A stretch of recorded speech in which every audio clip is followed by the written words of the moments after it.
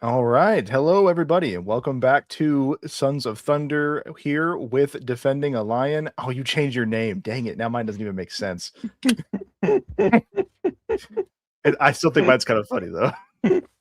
Ghost of Andrew? Oh, it's so good. All right. Well, welcome back. Today, we're going to pick up our apologetics curriculum where we left off 2 weeks ago. So 2 weeks ago, we covered the idea, or we started the segment on the arguments against the Bible and trying to navigate those and debunk those. So, if you were seeing that we are missing one Chase, he will be joining us. He is running a few minutes behind. I don't know what he's doing that by 9 he's running behind, but that's on him. I don't know. All right. So it is time for our next Bible challenge. The Bible is so unscientific. It talks about good one. the pillars of the earth, and it says that God rides on the wings of the wind. What kind of nonsense is this? The stream just started, brother. What do you mean? We should be debating a Muslim 5 seconds in. I've been debating a Muslim all day. I'm kind of over it at the moment. It's been 23 hours of it. We offer our Wednesdays are like the only day we stream that we don't offer people to call up and come talk. And actually, I think sometimes we even offer that. Mm-hmm. We've given plenty of opportunity for Muslims to debate with us. Why is it our person that we have to go to them to debate with them? It's always, oh, you guys should go there. They can come here. We're willing. Oh, anyway. What kind of nonsense is this?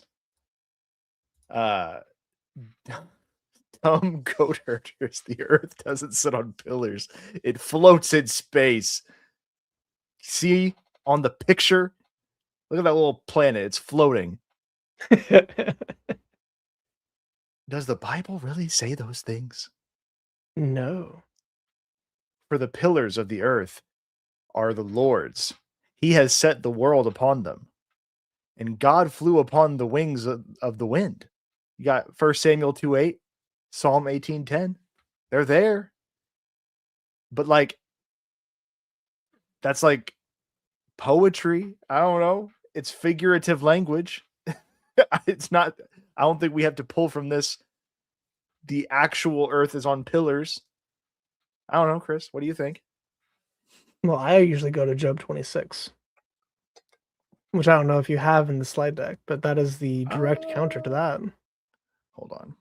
I don't think I do. But for funsies. Hold on. Okay. Job 26:7. It's pretty based.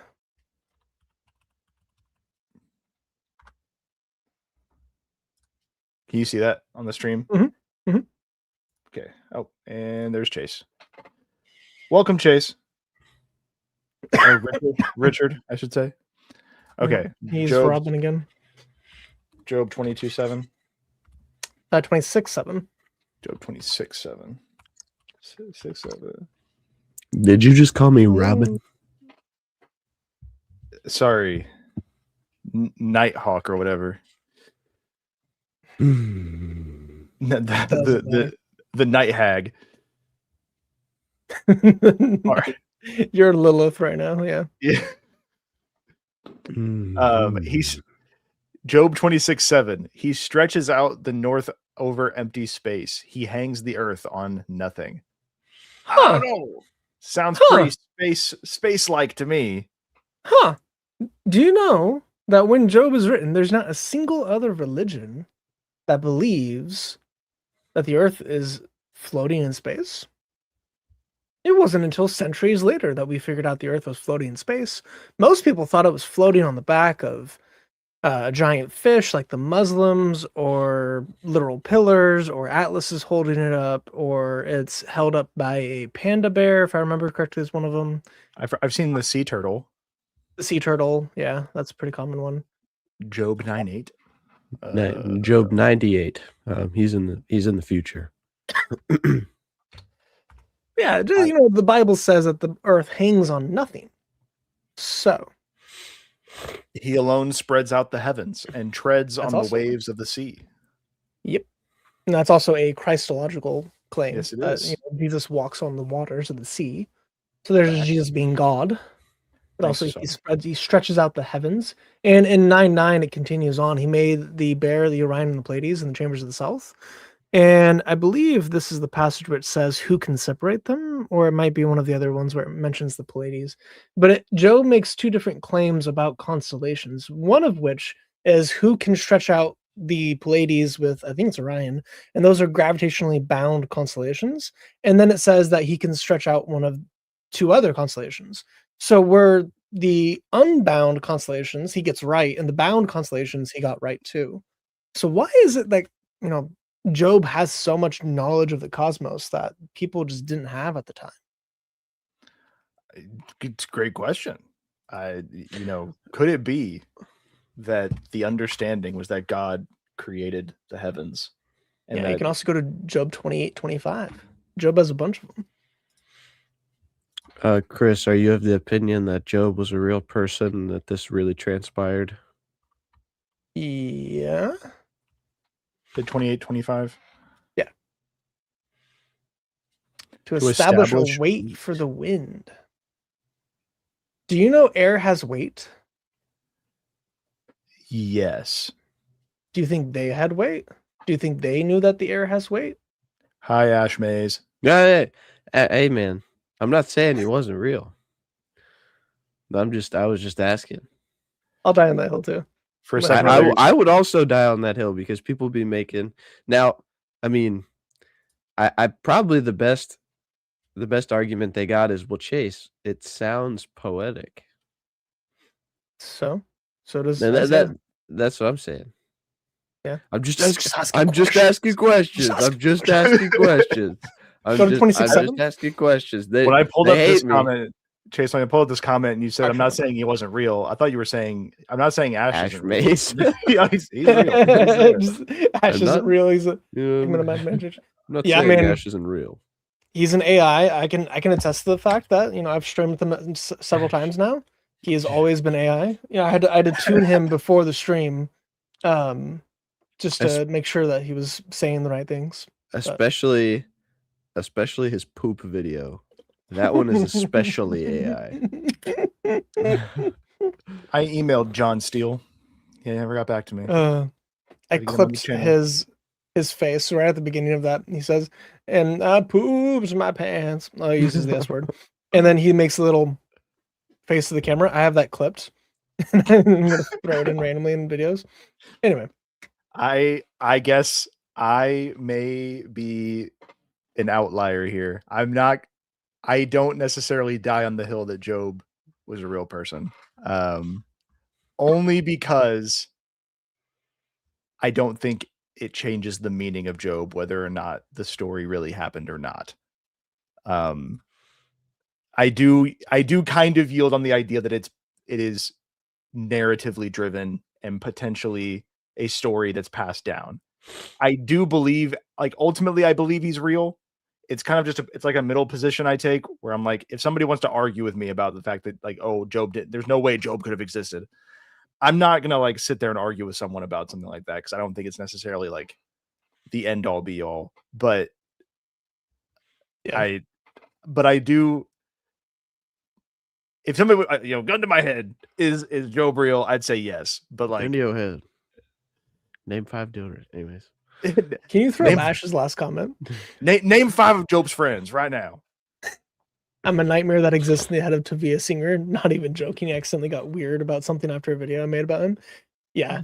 He said he has the inside scoop on churches, as if he has been to a church. And then he pauses midway through and is like, I've not even been to a church. Why did I say that?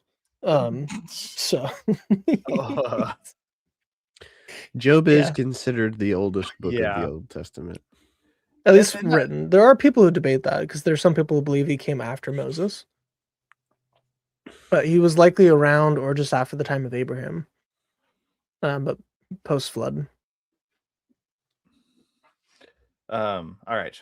Let me pull back up the. Oh, my dog is going crazy right now. Hold on. All Anyway, I right. just thought it was really funny that they had that as an example of things that are false in the Bible, and the Bible literally says that the earth floats on nothing. Yeah, it's not like the Right. Quran, which makes some pretty definitive claims about the pillars that keep the earth stable. Right. Yeah. And stop the mountains, stop earthquakes. Very Yeah. different. Right. Dude, Job's the last like 12 chapters of Job are just like top tier God humor and belittling a person. I love it so much. This is Like the greatest roast session. This is the funniest moment in the Old Testament. I agree. It is. Oh, I don't know. When man. when I read that for the first time, I like had this huge grin on my face. I'm like, where were you, bro? What are you even talking about? Who are you? You know, you go up to Job, be like, Job, remember that time when we was creating? Wait, you weren't there for that. Oh. Huh. Man. I do really love the women lusting after donkeys and horses conversation. That one also gets me. Actually, no. I used this today. So I have a coworker. Hold on. Hold on. I have a coworker who he had really long hair, like long hair. And like he either had like a man bun or ponytail, and he shaved it all off. He didn't like trim it first. He went like full bald. And one of my other coworkers was making fun of him at one point. We're all managers, but they were making fun of each other, just like, joking back and forth. And I said, hey, you better watch it. All right. In the Bible, in Second Kings, some kids were making fun of Elisha, and God sent 2 bears to maul him to death. And he was like, really? I said, yes. Yeah. Yes, that is that yes, is my favorite. Yes, bro. Ash, so okay. I don't know if I can put that. Can I put that comment up? Can I? Am I allowed to put that comment up? I don't know if I mean, okay. Oh, you said yeah. I don't know. I was like, well, no. So I actually preached on that. Was one of like the first series of messages I did at my church. That was in like the third one, I think, and it was It's when Jonathan is defending David before Saul, and Saul's like, you were born to the confusion of your mother's private parts. and Jonathan was like, I can't imagine. Probably the best, that's not the best part. I feel like that's not peak Saul moment though. Peak Saul moment is whenever he picks up the spears, the dinner table spear to hurl at his son. The pole, the literal pole, if you will. He literally pulls out the literal pole to as Malik would say, bop bop his own son. Hey. And David, who was also his son at that point because he had married his daughter. So he tried to kill his son-in-law and his son. Yes, let me pull that back up. I need to. Yeah. Refresh. Also, Elijah saying, "Hey, maybe he's pooping." Maybe that's a basic conversation too. Elijah and the prophets of Baal. That's a great one. What is the stream already turned into? The Bible's pretty based. Anyway, the Bible just has so many fun quotable moments. Yeah. Yeah. Hang on. And Jonathan answered Saul, David earnestly asked leave of me. Yeah. I think this is the same passage. I think this is the same. That's crazy. That is crazy. Oh, that's so funny. So hang on. Where that? You're right. Share us to everybody you know. So David himself, yeah. Yeah, it's when David. Okay, so David and Jonathan like got together and they're like, "All right, bet what we're gonna do is, Yes, Jonathan, sir. you're gonna go before your dad, and you're gonna be like, dude, David asked leave of me. He got a feast to go to that he ain't never been to before in his life, but you don't know that, and he needed to go to this thing, but he'll be back. And if Saul's upset, then I'm not coming. But if Saul's okay with it, then I'm coming." And lo and behold, he calls his son a bastard and throws a spear at him. So yeah, uh, Saul was truly unhinged in every moment. I mean, it's like my favorite part. I think if anyone is bro, why are you trying yeah, to and what? No, Saul cast the javelin no at him to doxing. smite him. Do does you li- live in Tennessee? He does not, but no doxing. Oh, he's asking because of the flag behind me. I'm Oh, assuming. okay. I Yeah, used that's to. the Tennessee flag, dude. How do you know? It's Tennessee. Look, Well, it's that's the Tennessee flag. that is actually from Tennessee during the Civil War. How would he have known that possibly, Chris? How could he? How could he Also, facts. If you haven't seen Chris's Talmudic Dilemma series, you're missing out. Have you seen the latest video? It's a bit wild. Wait, did you do it? Did you use the intro?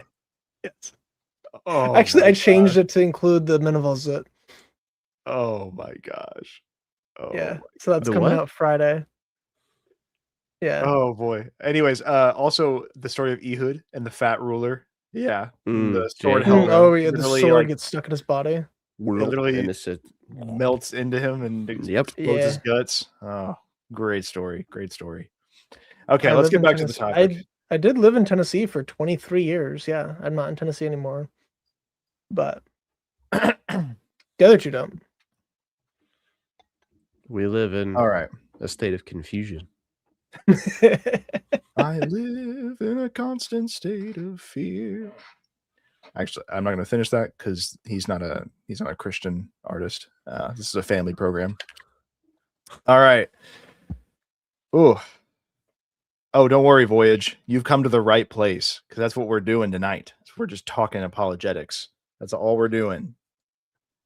What All kind right. of pointers do you want, though? Like, Just how to talk to wait. people?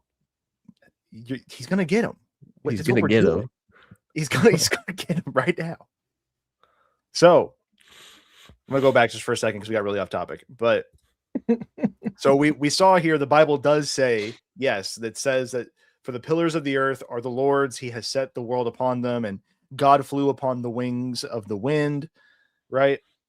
But obviously we've also heard things like time is money, laughter is the best medicine, my mind was a million miles away. Like these are, do we think this is actually true when you hear a statement like that? Like is laughter going to heal you when you're sick? It might make you feel better. That doesn't mean the disease is gone, right? Hey, but that's what most doctors care about nowadays. They don't even be treating. They don't even be treating the actual disease, man. They just be like, "What, you got a fever? Here, take some of this ibuprofen, bro." Did you drink some water? Have you drank some water recently? I think you need to drink some water. That's gonna be $800. That's yeah. It's gonna be $800 for me to come in and see you and say you just need some water. Let me stick a swab up your nose real quick for me. That one made me laugh. As opposed to Quran, which uses idiotic language. Big facts. Me too, honestly, though. Congratulations, you used metaphors. Wow. My mom's it might be. Well, maybe not.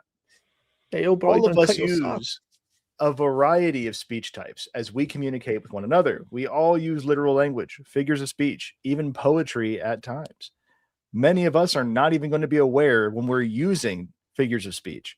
I used a figure of speech today and I got looked at like I was crazy. If I say you got to take your lumps, do you two know what I'm saying? Hey, brother, you got to take your lumps. Yeah, when you join a gang, they beat you up. And also, whenever you join the Marines, they kick you bloody. It's your blood stripe. That's fun. Exactly. Yeah. And I was talking to one of the new managers at my job, and he had like a lady be really mean to him, and I was like, "Hey man, you gotta take your lumps." And him and two other workers looked at me like I was crazy. They're like, "What?" I said, "You have never heard the phrase take your lumps?" I felt really old in that moment. Like I don't know. They weren't that much younger than me, but I felt really old. There But yeah, is a sorry, I was reading Ash's comment. There is a hadith that says that Zoroastrianism is true belief in Allah. That's not that far off from Thor. So Sora's way cooler though, because he's white. wow. yeah, sorry, That's crazy. that's That's crazy. white man can't jump, man. All right, guys. So Chase is gonna. So Chase is actually removed from the pod. And Oh no! I guess you can come back. I was that was good. That was good. I was going to ask though, Chris, have you seen that movie? White man can't jump. White Men Can't Jump? Yeah. No. No. Well, it's White Men Can't Jump, but it's with Woody Harrelson, and it's pretty all right. You don't mean the remake with Jack Harlow? You probably shouldn't watch it though. It's really not all that good for you, but it's a decent movie. I like how Zoroaster was a Muslim. You know, I think it's true. Hilarious. It kind of reminds me of the Black Hebrew Israelites, where they're like, there's like a video where it's like Shakespeare, undoubtedly black. Zoroaster, undoubtedly a Muslim. He worshipped the one true God. So actually, part of the debate I've been having for the last 23 hours with Muslim in my comment section, I posted a meme on how Zoroaster is very similar to Muhammad. Like the five daily prayers, him having a wife that he confessed his faith to, the Shahada, wudu, like a lot of the stuff in Islam is also from Zoroastrianism. So I posted a meme that goes over a number of them. And then one of the guys that I've been arguing with is like, oh yeah, Zoroaster was a Muslim.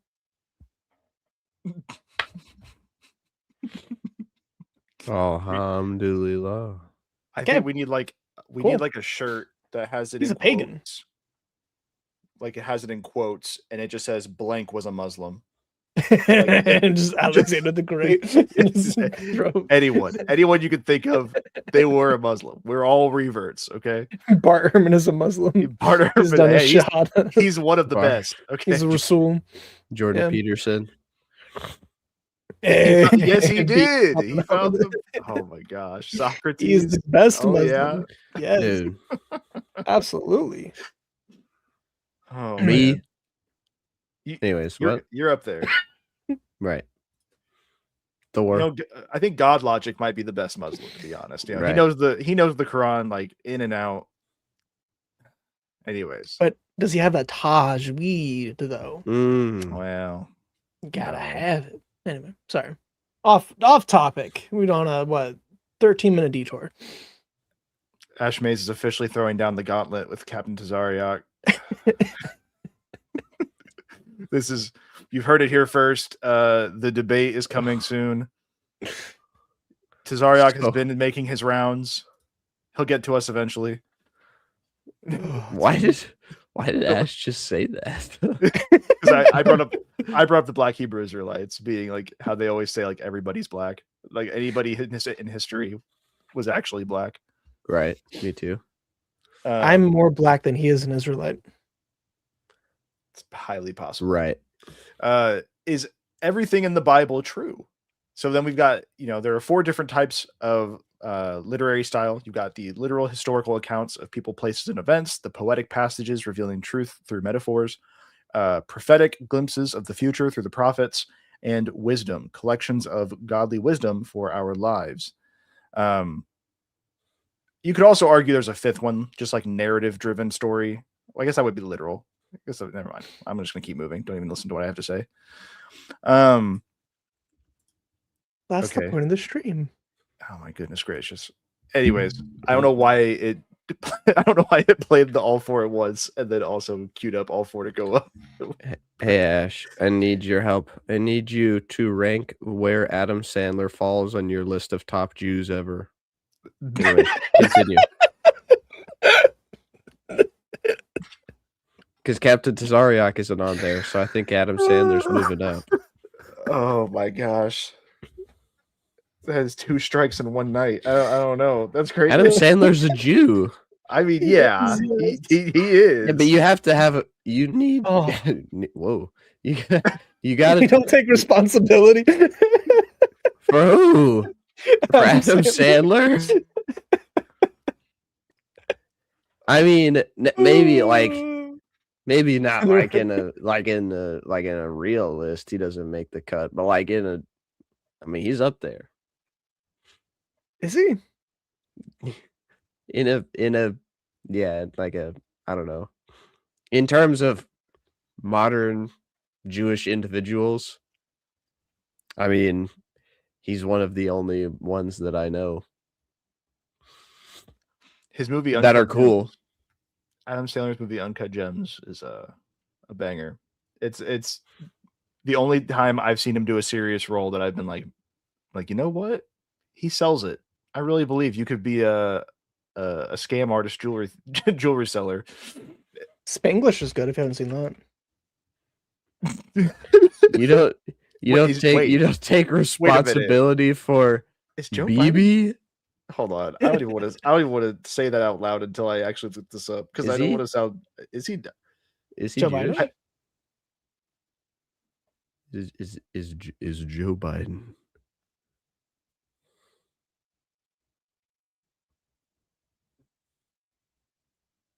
He's ethnically. Huh. Practicing Catholic though. Oh, yeah. And all three of his see, why does AI know that all 3 of his children have Jewish spouses? I don't know. See, I don't know why. I'm not sure why AI knows that, but does the Jewish Chronicle has one on it? Anyway. Yeah, interesting. We've gotten so far. What? I accidentally guessed He that. said Puerto Rican. Justin from Deconstruction Zone got me here. Huh. Welcome. Yo. Did they talk about us? Did we get mentioned? Did we get name dropped by another podcast today? Joe Biden Muslim. Yeah, Jack, you have missed a lot. Listen, stuff happens. We get places. It's undeniably fine. Muslim. Jack, yeah. I would like to thank you for your shout out of us during AP stream. Oh yeah, Jack, I want you to know. At the moment, I'm planning on clipping David saying our name was cool, and I'm gonna use that for our outro. It's going in. It's gonna be in our videos from now on. Until he messages me telling me, "Hey, that's weird. Take that down." Yeah. All right. The first stream I had with him is like, "Why is your channel called Defending the Lion? Like, you couldn't come up with a better name?" I was like, yeah. So he thought your name was cool, and he thought my name was weird. Our channel is called Sons of Thunder Apologetics. Here, take everybody down and show them. Well, yeah, that's the name of it. Yeah, but take everybody down and show them the logo and everything. Oh, me? What? Yeah. Oh my gosh, hold on, you're putting me on the spot. It's not hard. This logo. Yeah, that's our logo. Isn't it also based? It's not my logo. It's not. Yeah. Yes. Would you take responsibility for that if it was Jewish? Anyway. What does that even mean? I really wanted to get our logo put into like a stitched patch on a hat. Yeah, that'd be neat. That'd be cool. Anyways. Yeah, I'm gonna put your channel in my chat. Oh, sick. Thank you. In response to Ash, but there you go. All right. 1 subject, 4 styles.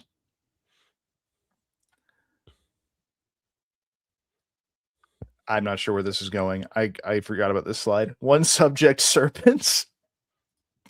Thank you, Ash. Here we go. All right. So literal, the Lord sent serpents among the people, and they bit the people.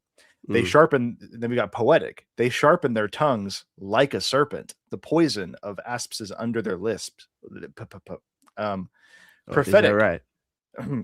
Prophetic. He laid hold of that serpent of old, who is the devil, and bound him for 1,000 years. Wisdom. There are things which are too wonderful for me. The way of a serpent on a rock. Oh, based. based. And then that's what I told you, bro. it is ironic that I had a lisp moment while trying to say lips. Lips. Lisp. Could you imagine having a lisp and being unable to pronounce the very word of the condition to which you have? There's a lot of those actually. Yeah. That is so. Oh, we I'm also not gonna say that. Same there's with so much. stutter. You can't say stutter as a stutterer. Why would they do that to us? I know. What's his face made a skit on that. Well, what is the channel? It's not Daniel Thrasher, but it's like the Daniel Thrasher. I think it's Chris Bennett. Yeah, it's Chris Bennett. He made a thing on how diseases got their names, and just a dude who's like super dementic or demonic and like intentionally trying to cause people pain. And he's just coming up with like the meanest way to name things. This is how he had both of those manifested. in his list. Yeah, that's how he manifested. Oh my gosh, I Yeah. can believe that, to be honest. Yeah. If lisps Proverbs were Jewish, 30 would is you pretty claim them? base there. Oh, So the way of a serpent on a rock. Serpent locomotion is actually one of the hardest engineering challenges we've tried to make. It's true. So we have robotic snakes, because snakes can actually travel in all directions at the same time, which is crazy because they don't have legs or limbs or anything else. The way they twist their bodies, they actually twist side to side, up and down, and they spin at the same time. So they're able to go vertical up, backwards, left and right, and then forward without moving. They can face the same direction and go in all those directions. They don't have to spin. And their body just does it. And we tried to make robots for decades to mimic it, and we only barely succeeded. But the fact it can move with no friction on a flat surface is crazy. So, super well designed animals. It's a whole field of robotics. Yeah, I think you mean serpent locomotion. All praise be to science for engineering such a big bang. Answering a basic question about logic. Something I don't know why. Okay, I don't want to get off. I don't want to get too derailed again, but something interesting. With just on the topic of serpents. So, have you, Chris? I'm sure you are well aware of the view that like the serpent in the garden was actually like that was a seraphim from the language. Yeah. Satan. Yeah. So, when I was reading, that was one of the things when I was reading the Book of Enoch. As if I'm not still reading it, but early in the Book of Enoch, it mentions it when it's like lining up. It literally says he sees cherubim, angels, like, and then he says serpents, and I was like, oh hey, there's the seraphim. It's like it has the same view. Well, seraphim are beings of fire. That's what that word basically means. Satan was likely a cherub, based on, I think, Isaiah, where it's the King of Tyre passage. With Satan. That explicitly calls him in Ezekiel 28. I was gonna say it's Ezekiel. It's Ezekiel 28, 11 through 19. It is talking about the devil, and it calls him a cherub inside of the Garden of Eden who tried to murder Adam and Eve. So him getting them to eat the fruit was a literal murder attempt, because he knew that God had said, if you eat this, you will die. So he was trying to get them to eat it to kill them. So he was trying to murder them through that process by lying to them. And he was one who was responsible for guarding humanity, because that's what the cherubs were. They were guardians of humanity. So a guardian of humanity became jealous of humanity's relationship to God and their authority over the earth. He lusted after God's throne and then decided to spite God by murdering the humans. And then he was, cast away and everything else. Sorry, you have the opinion that Satan fell post creation, or like post beginning of creation? Yeah. Okay. Yeah. You could even say that the Garden of Eden event where he tricks Eve is where he fell. Is his fall, yeah. Yeah, I love that's probably one of the biggest things that I the understanding that Satan, being a limited being and cannot know the divine plan and does not Extremely know limited. he does not, so he when he heard the Lord say that, like that makes so much sense. He thought that he was killing Adam and Eve by doing what he did, thwarting God's plans. And in the same way, it's like it's constant. It's with Cain and Abel, right? If God's proclamation is, there's going to be enmity between your seed and the seed of the woman, and then the very next thing that happens is Cain kills Abel. Well, what does Satan think he's accomplished? He thinks he corrupted the Messiah. So in the Hebrew of Genesis 4, Eve actually seems to think that Cain was the Messiah promised to crush the head of the snake. She thinks he was the Christ. No, Cain. She thought Cain. When it says through help I brought forward a man. Oh, a man. The language used there is similar to the promise of the man crushing the head of the snake, the son crushing the head of the snake. So she seems to think that Cain is the Messiah to come, but he's like an antichrist. Super ironic. And then he kills Abel, who is a type of Christ, which is pretty base, pretty cool. And then they bear Seth, and then they keeps going. So it might also be that the reason why the Nephilim even started to exist is because Satan was trying to corrupt the bloodline of the children, so that the prophecy of his head being crushed couldn't be fulfilled. Because if there's no humans, then her seed can't exist. So that might be why he was creating all of these non-human hybrids. And even after the flood, that was still trying to happen. And after the Tower of Babel, we see it calm down. So it might have been the Tower of Babel event stopped our ability to procreate with demons. Or you can have the Enochian view in the Nephilim, or the demons that were disobedient to God. But yeah. Also, Tommy, you probably already left the stream, but good night. Guess I'll just comment first, and then yes, congratulations, Ash. I saw your post about that you were getting baptized. Congratulations on your baptism. It's fantastic. When that was explained to me, the story of Jesus's temptation in the wilderness makes a lot more sense.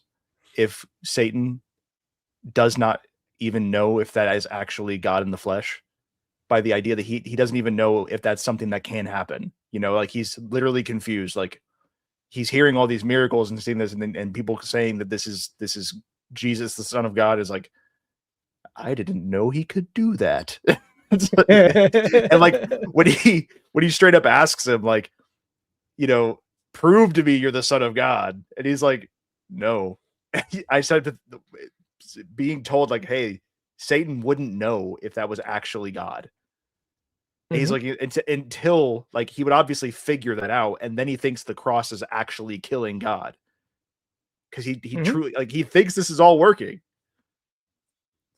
Huh. And I don't know. I tend to believe that Satan knew that he was Yahweh, but I think he eventually figured it out. I think he figured out by the cross. He knew he was Yahweh before then. Yeah. Especially because you have his birth. Like his birth would have been a telltale sign. Well, if nothing else. But the demons conceived. The demons immediately knew who he was. Right. Like they knew who Christ was. Right. Yeah. So I don't. Well, they know the scriptures pretty well. He was a virgin birth, and Emmanuel is God with us, and they were terrified of him. And I'm sure they were following him around his entire life. In the temple when he's 12, he says, "I'm in my Father's house." So they know that he is claiming to be the Son of God already when he's a kid, and I'm sure they watched the rest of his development up to the point of him being tempted. I don't know. There's no reason why he didn't know. I also think that maybe knowing who God is was not something you'd easily forget. But like, because I mean, you have to remember they were able to come before the Lord for a while, despite being fallen. Well, I guess they knew God.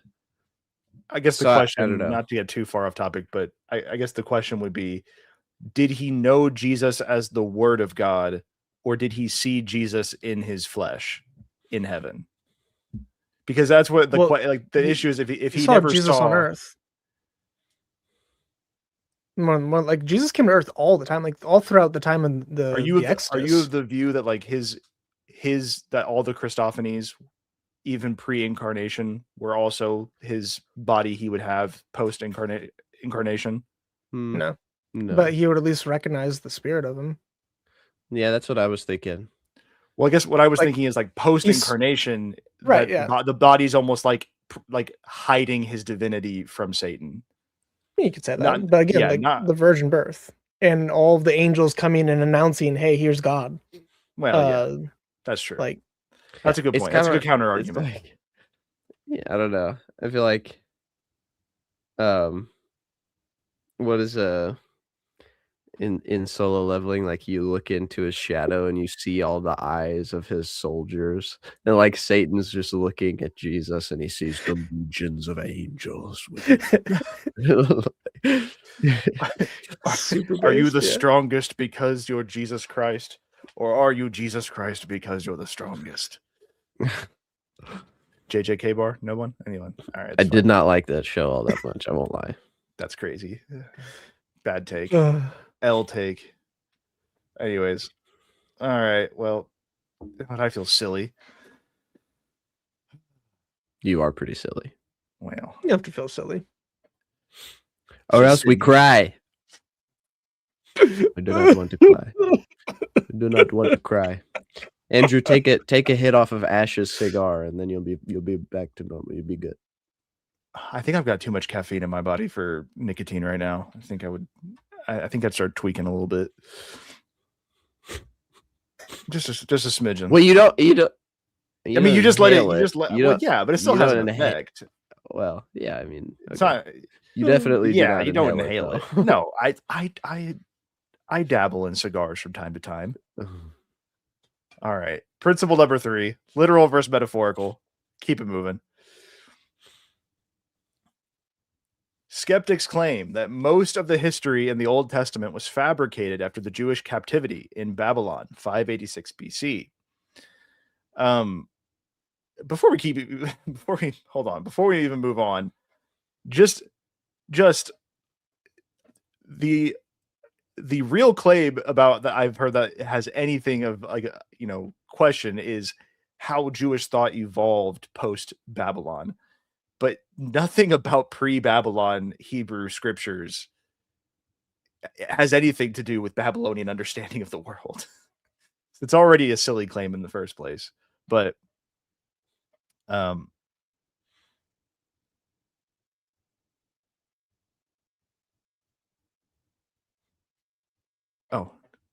I was reading Ash's comment. Mm-hmm. I literally I started reading the comment. Sin entered through the action of the woman eating the fruit hung on the tree. The leaves by the fruit, the woman hung on the tree. Cross. Yes, I did a video a while back about I think even before we were doing live streams or anything about how Jesus on the cross becomes the new fruit on the tree, and that the communion I'm going to call it communion just because we're Protestants around here. But that communion becomes like the fruit of the tree of life that we eat, and we anyways. You can get even less ecumenical and call it the Lord's Supper like we do. Yeah. Can't call it the Eucharist. I'm sorry. Yeah, not happening. Not on my stream. No, I went over that 2 weeks ago in my typology stream. Last Monday before last. I actually joined that stream for a little bit, smoking his cigar and drinking his wine after Lent ended. Which was pretty funny. He's out in the base. Okay, cold. First, whenever it said literal versus metaphorical, and then all I saw was Red Sea, and I was like, they thought the ocean was red. Anyways. So my Sebastian asked what the thumbnail was. What's that profile pic, Sebastian, bro? Calm down. It's true. No, Ash actually made my stream thumbnail for what I'm using, so you can blame him. I didn't realize I hadn't sent Chris the actual thumbnail until like really late, so Chris needed a new thumbnail. Hey, Jack! Thank you for gifting the subs. Jack Ray gifted Jack himself Ray. a sub. Hey. Oh, sick. And then Sebastian still How'd didn't that get there? Oh, They- that's great. I He love said, it. "It's Sebastian. Here we go." Jack waited for Sebastian to join the stream to donate, and then he still didn't get Still it. did not get it. Oh, that is hilarious. That was just for Sebastian to taunt him. Oh, for those who are not aware of the lore, Jack has donated well over 200 subs to my channel, just to see, well, I guess to bless me in my ministry and help me get this full time. He's back. But a lot of it has also been to see if Sebastian will get it, and he never has, and it's so funny. And for a very long time, Sebastian was like the most frequent commentator or commenter on all the streams and most of the videos, and it's just, man, so funny. Anyway, FaZe has returned. hey, This dude, I Ash Mays, is like, Jack Ray gifted me a sub, and I already got one. What the heck? Is going- I got 2 subs. I'm I double got 2 slick. of them. Got 2 of them. you The atheist. want to go sees over the Red Babylon thing or Sea. just ignore it? I mean, if you want to take it, Sure. Oh, Babylon has been, based in Ash fact, Maze. not been rebuilt. Crazy, I know. If Yeah, I was you gonna can go say. to the ruins of Babylon right now, and it is a den of wolves, coyotes, owls, and bears, and wolves. I don't know if I said wolves yet or not, but like they gave a very specific list of animals that would inhabit the ruins of Babylon for eternity. It still is. The only person that tried to build on Babylon was Saddam Hussein, and he was killed soon after. So his palace is partially built, and they abandoned the project. The locals who live on the outskirts of Babylon say that that land is cursed, and if you build there, you will die. So it looks like that prophecy was fulfilled, my guy. Yeah. Anyway, put that in your quotations. The atheist sees the Red Sea and says, "See, yeah. it isn't red." Bible's broken, debunked. also Ash, thanks for the gifted sub. Yes, I'll put it back up. Based Ash Maze. You got the Bible is just a collection of mythical stories that have no basis in factual history. Sorry, Ash is just rolling the lottery right now Another. to see if he can. It's just to try and get one to Sebastian. It will happen. That's great. Oh, it's so Anyway. funny. Oh, but Sorry, the Bible I'm is just a derailing. collection of mythical stories that have no basis in factual history, said Walter White. So- Oh my goodness. Give Staring me into his soul. okay.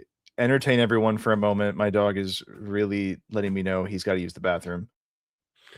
Okay, Okay. bye, Key. Okay. Archaeology is pretty fun. Archaeology is super based, in fact.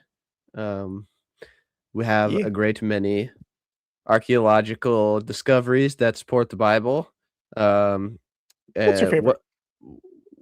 Oh, I don't know. I really like the split rock from Moses. That's a good That's one. pretty cool. Along with, I have 3 that are my top 3. well, I mean, I guess it's not really necessarily archaeology because we've known where that's been for a long time, but the 12 stones that they took out of Jordan, that's a pretty cool spot. That's mostly just because of the significance, like just to me personally, like that resonates with me. It is as opposed to the split moon of Muhammad sallallahu alaihi wasallam. We do have quite possibly something that is very Shout out. significant. Sorry, Chase. I still didn't get it. Shoot. Shout out Bean. Thank you, Bean. I appreciate it. I'll send you a thank you on Discord later. I think my favorite would maybe Sebastian still hasn't probably got it. have to be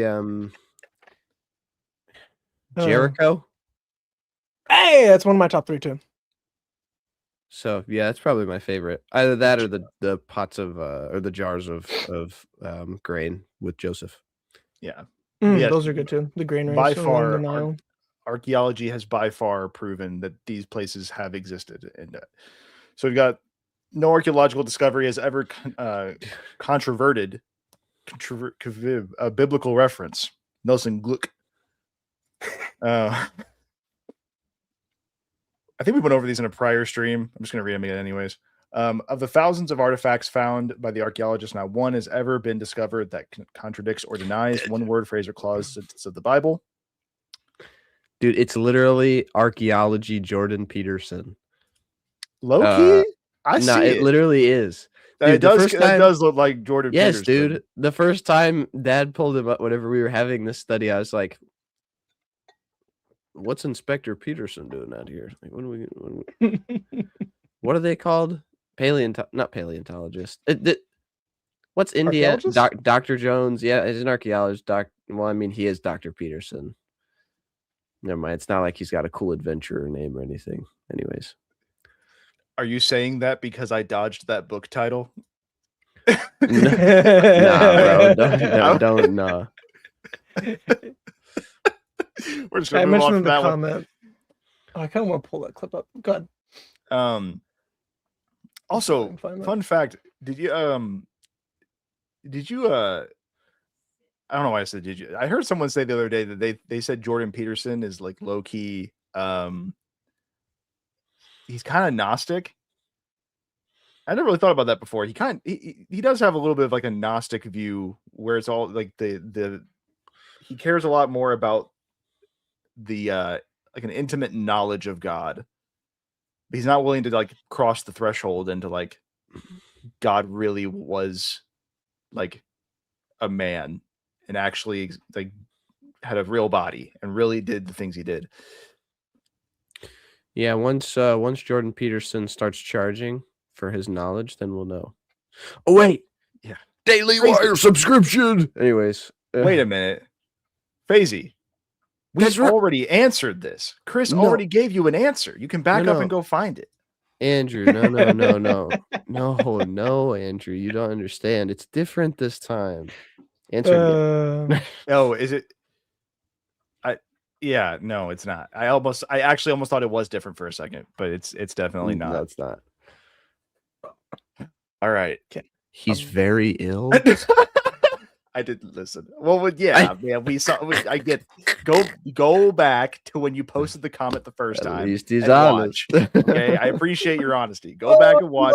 Chris already answered your comment, and then catch back up, and then we'll talk more.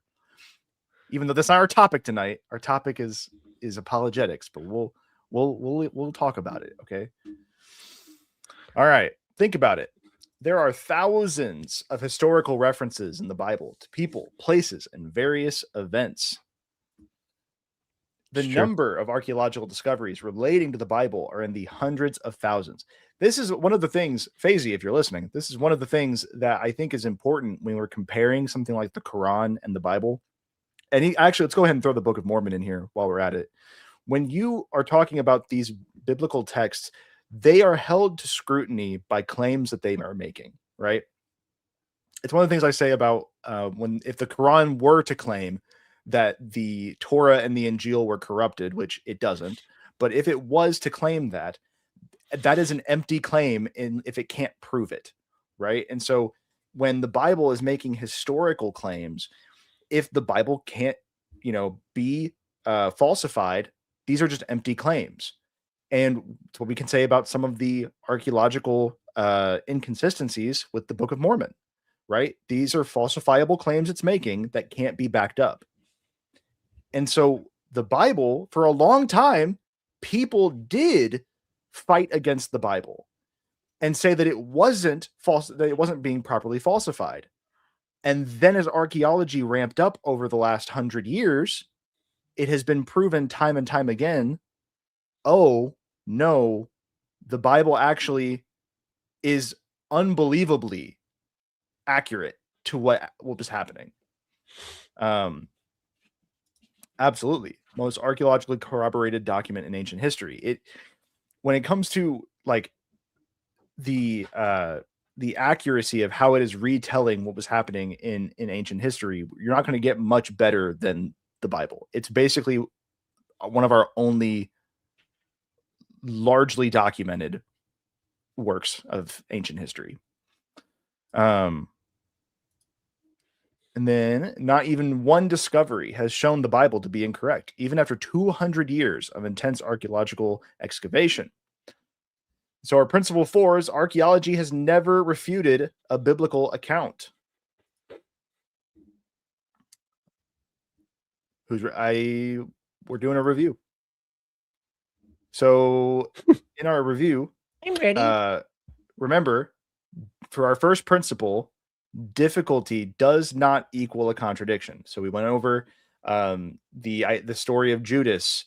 Did he die by hanging, or did he die because his guts spilled out? Probably both. They probably were both happening. Did he, as Chris mentioned, like when his throat closed up, his internal gases bubbled up until they popped, and so both exploded. Happened. I've also heard people say that he was from a cliff like this, and the tree branch broke, and when he fell, his head split open. So, like, it could have happened either way. I think the Greek is more explicit that it's his innards, that not his innards. Yeah, so his innards came out. Yeah, and I mean, we talked about the corroboration with one of the early church fathers. Who was it that said that Judas just fell down? Was it Polycarp? And it just popped. I think it was the Polycarp or Clement. I don't remember. But yeah. Yeah, I mean, that's what happens whenever you seal off the entry point and the exit point to your intestines, because you know what farts and burps are? Just built up gas. Gas buildup from bacteria inside your body farting. So your fart is a bunch of millions of little farts by a bunch of bacteria in your body that produces the gas. So whenever you seal off those exits, that gas builds up and then eventually, because the bacteria don't die when you die. They die slowly. So they're still eating you and pooping and farting and whatnot inside you. Yay. Gross. Bacteria cheeks. Yes. So our second principle is that you've got different viewpoints for the same event, right? And so it's a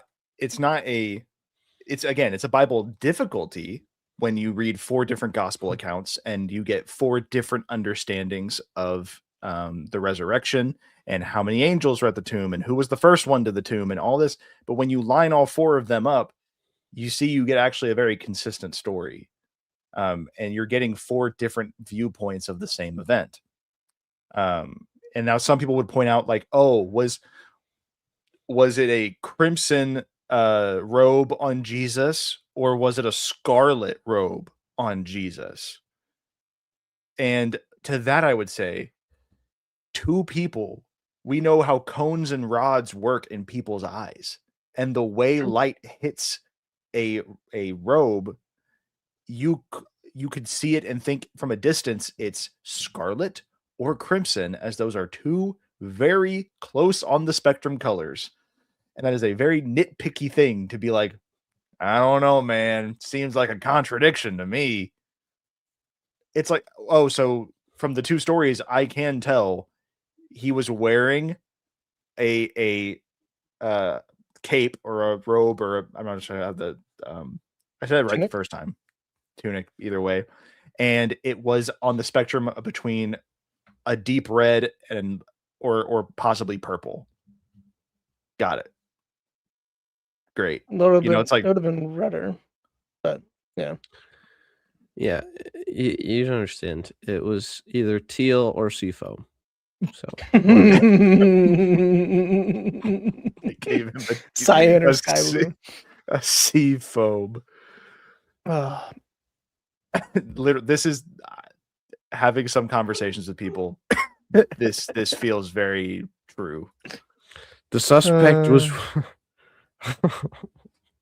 so Fazy. This is just not true.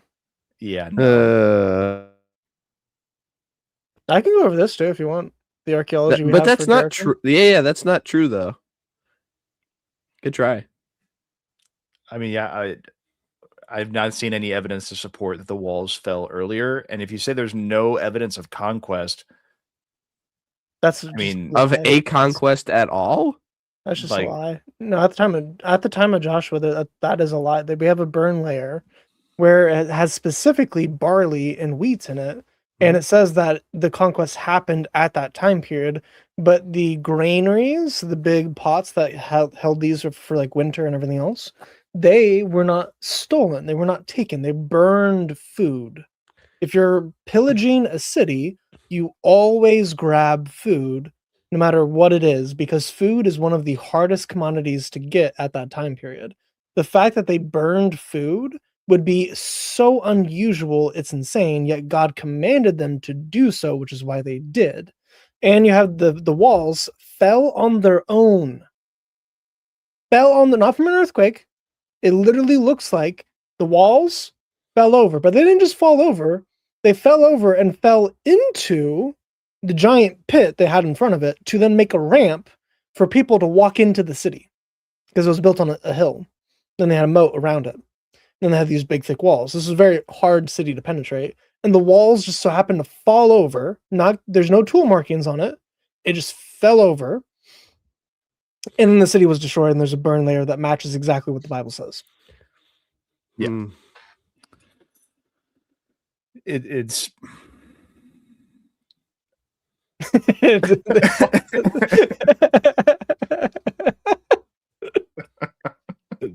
I may need some help on that one. Honor the rabbi. What does that all mean, right. Chris? There is. I'm not sure if he's alluding to the bathroom story or not. I'm trying to think of any other rabbi story that has the walls falling over. But we have the walls changing for. Who was it? It wasn't Judah the Prince. Maybe it's Gamaliel. One of the rabbis would always poop facing east to west, and the walls were changed up on him to see what would happen. And okay,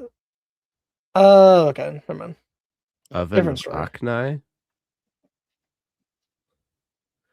I don't think I'm familiar. Ash, with just that come one. on up and explain the oven to us, man. It's from the Talmud. Pacey- I can. Daisy, well, I'll be fair. Where if you the last couple ones, I will say you've been asking some genuine questions. The other guy who was on the last time, every time that Chris would answer a question or any of us would answer a question, he just keep posting the same question. So it's you are totally valid to ask genuine questions. If you're here with genuine questions, feel free to ask. Now, we this isn't the topic of our stream tonight, so it doesn't mean all of them will be answered tonight when we dude, but he's even asking about you. He's asking about your layer, Ash. But what do you God wanted an ash layer? What does that even mean? No, he's responding to me. He's not responding to Ash Mayonnaise. I said an ash layer. No. God, yeah, like an ash, yeah, because he burned the city. No. But what do you mean God you might wanted need a an different ash layer? contractor. Kind of funny. I think he What? just misunderstood what I meant, and he just doesn't speak English. It was well. God's express purpose that this layer be founded. No, it's not. It's not that he wanted it. Ash layers happen naturally whenever you burn cities. Archaeologically, we went back into the city, looked at the layers to the city, and found multiple ash layers from the times it was destroyed. There's one ash layer where the pottery within it was intact when it was burned, and it had food in it. Specifically, the type of food that was at the time where the Bible says it happened. So, anyway. No, I'm reading. If all things are truly determined, then God did have to want that ash layer to be there, Chris. This is where we need Chase's whole presentation on refuting determinism. Yes. We gotta go through the whole presentation real quick. Does the ash layer have rationality? Anyways. Does the ash layer have true free will does it have agency to choose that it's there? Because without it, it makes thought a bit superfluous. Anyways. So, all right. I found what Ash was referring to. It's Bava Matzia 49b, paragraph 1 through 7, but 49 or 59? Specific one. 59, sorry. Okay. 59b says, Rabbi Eliezer then said to them, if the halakha, the law, is in accordance with my opinion, the laws of the study hall will prove it. I have read this before, but I didn't remember this. The walls of the study hall leaned inward and began to fall, and Rabbi Yehoshua scolded the walls and said to them, if Torah scholars are contending with each other in matters of halakha, what is the nature of your involvement in this dispute? The Gemara relates the walls did not fall because of the deference due Rabbi Yehoshua. So because they respected him so much, Rabbi Joshua, that they straightened up, but they did not straighten up because of reference to Rabbi Eliezer. So they remained leaning. So midway through, they just froze. They just Andy's incredible coming. aura. Yeah, right before that, apparently a tree uprooted itself and threw itself 100 cubits away. Hey, chill. Me too. So, While Facey, it was better be screaming careful. like a pregnant she-camel. yeah, this is actually one of my favorite stories of the Talmud. I just forgot the wall part of it because right the end of this is he basically, so it's a dispute on whether or not which one's right in this dispute, and Rabbi Eliezer keeps inciting miracles, and at the end of all those miracles, he then says, "If I'm right, the voice of God will be heard from the sky," and then at the end of it, says that a divine verse emerged and said, "Yes, Rabbi Eliezer is correct." And then Yeshua responded with, "Well, now it's 2 against 2, so we're tied."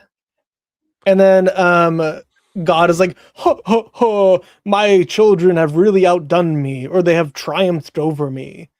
Or no, it was 3 against 2. So they still had the majority, because in halakha, the majority of the rabbis decide who's right.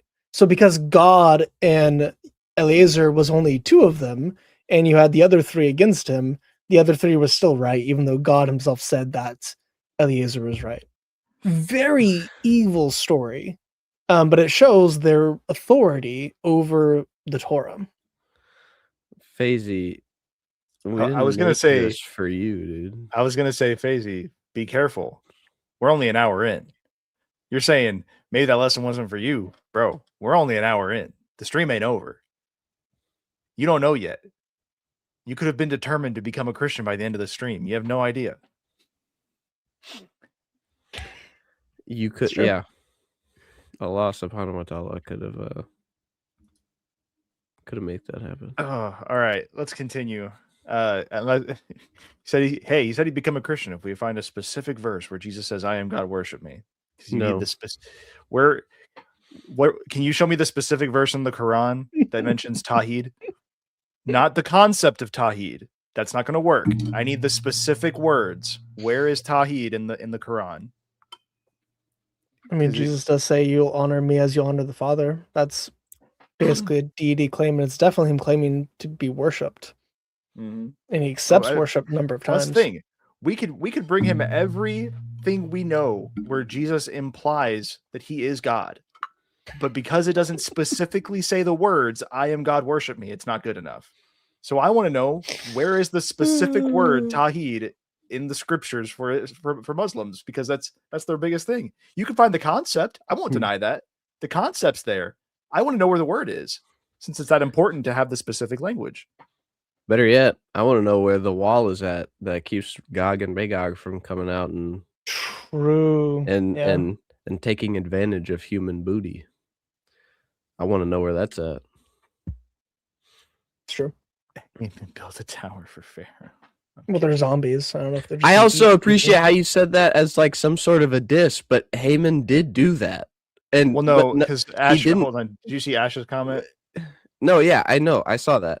Okay. He had built a tower for Pharaoh. But he did that though. Also, is a gallows and a tower the same thing?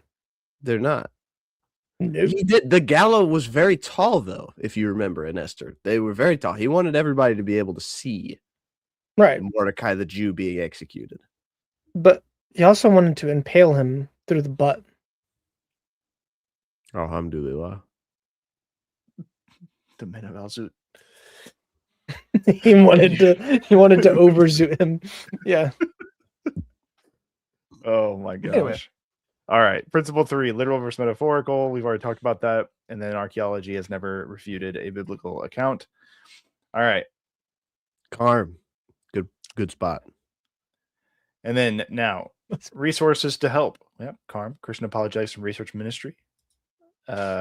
Great resource tool. Got the Bible Handbook of Difficult Verses by the McDowells. Got the Big Book of Bible Difficulties. I like Geisler's writings. Norm Geisler is very based. Mm-hmm. He has the Along with the best McDowells. theodicy book I've read. Just how quick dare and you to the not point. say it was C.S. Lewis? I mean, quick and to the point. Have you read If God, Why Evil? I haven't actually. I recommend it. He goes through the 10 most popular arguments against God for the problem of evil, and he does it in like 80 pages. So, I think you recommended that. I think you recommended that when I was reading The Problem of Evil by that other, I can't even remember the name of the author. Or no, not The Problem of Evil. Is God a Moral Monster? Oh, yes. Yeah. Yeah, I'm pretty sure you recommended that. Yeah, I recommend it whenever it comes up. It's a pretty good book.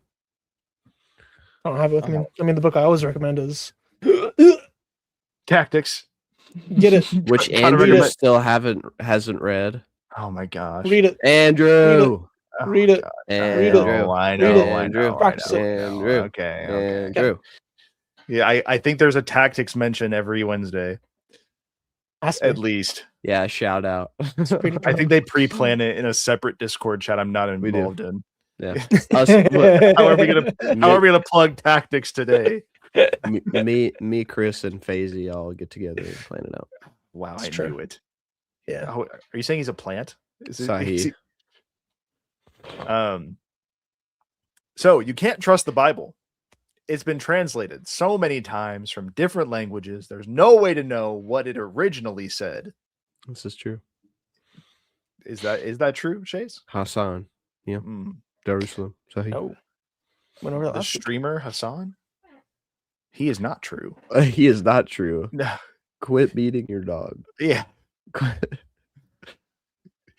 I was going to say more. I'm not going to. It's okay. Many people think that our modern Bible was transmitted like the telephone game, right? In this hilarious game, someone quickly whispers a word or phrase, which is then passed down, often with unexpected changes, until the last person tries to guess the original message. Lake, bake, Blake, break, great, grape? No. That word has been so tainted by the internet. Unfortunately, yeah. This was definitely made before that, but people imagine that the original message of the Bible has been passed down through multiple languages over thousands of years, so there's no way to know what the original actually said. We got Hebrew to Latin to Spanish to German to French to English. How obvious, everything would just get so muddied up and mixed up and wrong, even though these two existed at the same time. See, look, we're both translating just from the Hebrew, and then pretty sure the German either went from the Latin to the German, possibly also Hebrew to German. See, the Bible's so confusing that we're confusing poor rip-off Alex O'Connor at the end there. The German went from the Greek. That is true. We did forget. Yeah, I was going to say, why is there not Greek? There is no. We should have. Why is there not Aramaic? Why does it go from Spanish to German to French? Where's the Syriac? Like, it's the same. Sorry, guys. We didn't have enough people with the picture. All right. It's true. Where's Italian? Major bases. Where's Italian? French made the cut. Okay, but we can just remove French and Spanish. Fair enough. And then just throw the other ones in. Yeah. Hebrew to German is a fun time. Actually, you're right. You're right. It's true. I was thinking Spanish wasn't even a language until like the 1400s. Hold on. Yiddish. Pause. There is going to be a part. Hold on. There is a part of this where I feel really dumb. I was thinking Spanish in the sense of how the Spanish conquered the western half of Rome, but that was the Latin. And they would have still used the Latin. So this is the same thing. I was thinking of the Greek. So you're right. We should have Greek here. It should be Greek and Latin. But whatever. We're already who cares? We're here. All right. Anyways. Esperanto. Yeah, dude. Everyone's a critic, all right? Always a bridesmaid. First of all, Not correct. How come English is smaller than Spanish French? isn't that. This is absolutely not how we got our modern English Bible. There it is. It made it. Hold up. It's there. I don't know why it wasn't in the other ones, but it made it. We got the little sonic speed up thing here. Allah freed me from worshiping a man, a spirit, and a mystery. That's not slavery. That's liberation. Bro, you are a slave to Allah. I promise you that. I promise you, he does not view you as a person. If he was real, he does not view you highly. You need to read the Quran a little bit closer. Right. What's the closest relationship you can have to Allah in Islam? What's the closest relationship you can have? It's master to a slave. So by definition, you are at best a slave.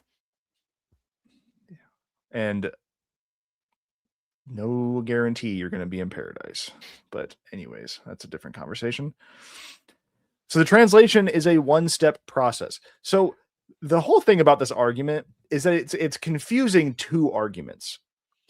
There is one argument that English as a language is complicated, and that English has become, it's an amalgamation of several root languages, and that process makes some of translation difficult. And that's why we have multiple, we have synonym or synonymous words, that one word in the Hebrew could have several English words, right? And so that becomes a difficult process. But that's not the idea of the telephone game. They take that oh, well, there's Latin root words, there's Greek root words, and there's German root words, and those all come together to make up English. Yeah, but that has nothing to do with biblical translation processes. That's merging arguments. We just take Hebrew and Greek and we go to English. Hebrew and Greek also come from proto-languages. Right, exactly. So, and it's like English is just this evil language that ruined everything. English is actually a pretty cool language, I won't lie. I like English a lot. It's a cool romantic language. I don't know if I think it uses too many words, but it's all right. Why use many words when little words do the trick? So you would like a sign language then? Honestly, probably. No, yeah. you don't even need words. Like so, like this. Okay. This right here is. Do you want to? Is this? In modern, it's a clock it. That's what they say. What's this? Clock it. I'm sorry. You know what this is? Kissing means more. No, it means more. Oh yeah, no, yeah, more food. Yep. Yeah. Bring up phases, bro. Yeah, the Latin Vulgate's still valuable, and also the history of the history. I'm sorry, I'm getting into a bit of a tangent here, but the history of the Latin Vulgate as well as the Koine Greek, and then when Luther into German, but the Bible has consistently been translated into the modern language, consistently been translated into the common tongue.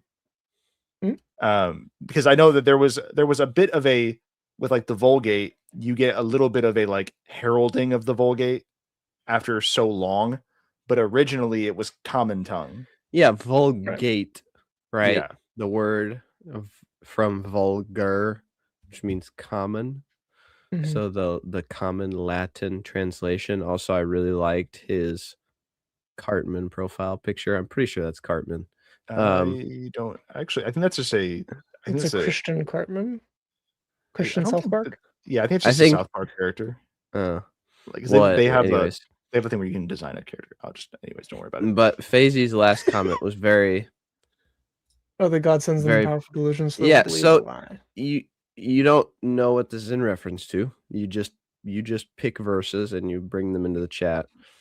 This verse is not talking about you, and it's not talking about now. This is not going to happen for a little while. This is going to be in the tribulation, whenever people will choose to worship. Whenever people will choose to worship the Antichrist, and God will just say, "Go bro. ahead." Bro, that's not. We're not saying it's not a book in the Bible. We know. No. Hussar asked him what is Thessalonians.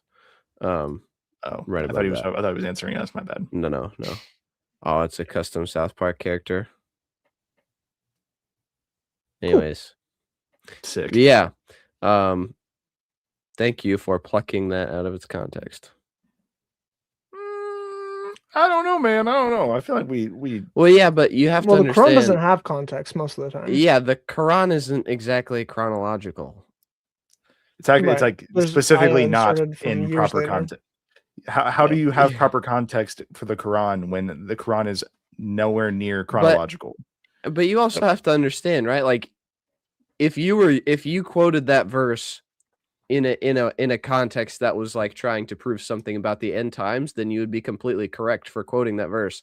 You can proof texting is fine insofar as it's like actually used properly, but like proof texting as it's really become known today is wrong, because all you're doing is just citing one verse to the exclusivity of everything else.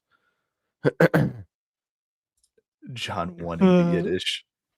Yes. Actually crazy. I would love that. All right.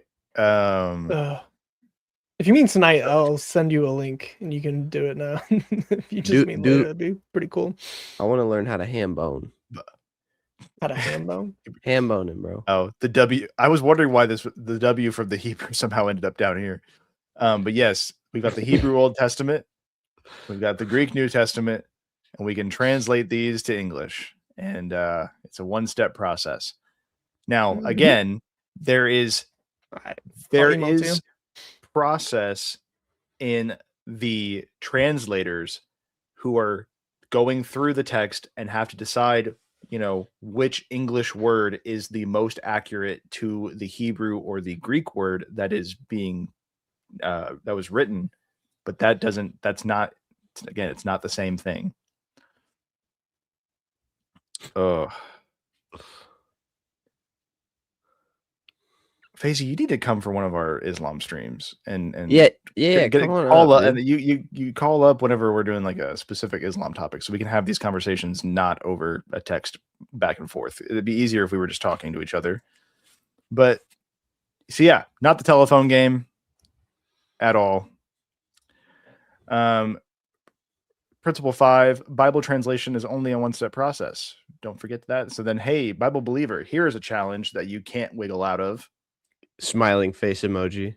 Mm-hmm. What a sinister look. We know that people make mistakes. We also know people wrote the Bible. Therefore, the Bible must have mistakes. I think we've been defeated. I think we can close. I was gonna say we can close in prayer, but I mean, I guess we're wrong. We've been refuted. Yeah, we could just close, I guess, and just whisper to the cosmos. Yeah. So actually, whisper to the cosmos. You've just made a serious logical fallacy called being wrong. Man-made does not mean guaranteed mistakes. Oh, I guess that was it. Are we on to? Yeah. No. We got to talk about that though. We got to talk about that. Yeah. So what do we mean by that? What do we mean by that? Well, here's, for example, Faisy in his chat.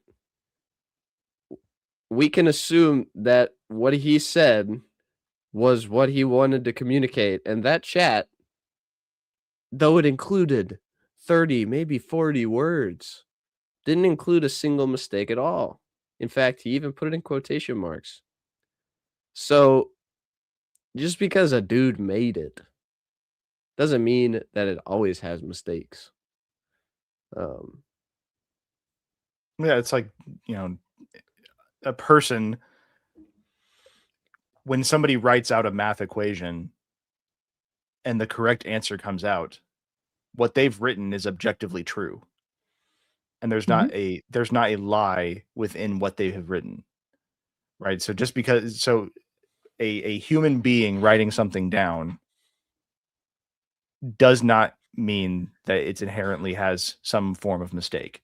Because then you get into like what is an action, and like if humans always make mistakes, then like how does anything get done? Like, I don't know.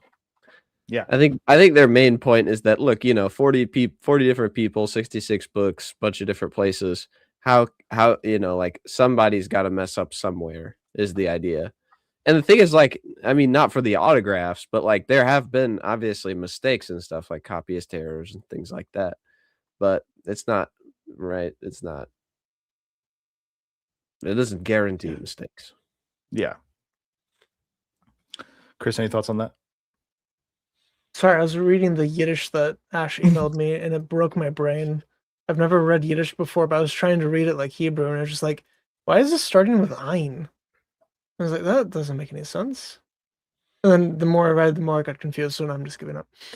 Anyway. Does Yiddish use Hebrew alphabet? Yeah. No. Yeah. It's a Germanic Hebrew, which is also why the Vav changed into a Vav instead of being a Wa. So it was originally like Dawid versus David. So the sixth letter was a W sound, it's still retained that way. You see the U and the O because it's a vowel, not a consonant. But all right. So let's move forward. But for those thoughts. Oh, sorry. Yes. We also can say that for the scribes.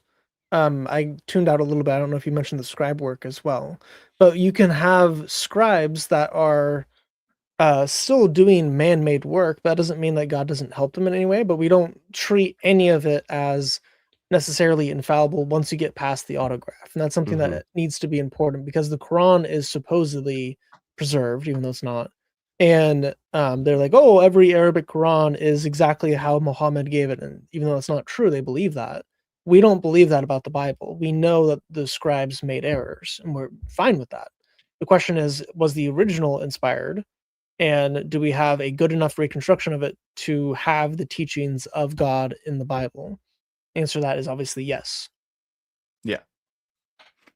So absolutely. All right. We have made it to round 2. Are we fine with just going into round 2 since we're an hour and a half in? Oh, yes, Ash is here. Oh, hey. Hello. Hey, brother. Welcome. What's up, fellas? How's it going? Going good. How are you? Doing pretty good. Shalom, They literally hold my beer for the Yiddish. Just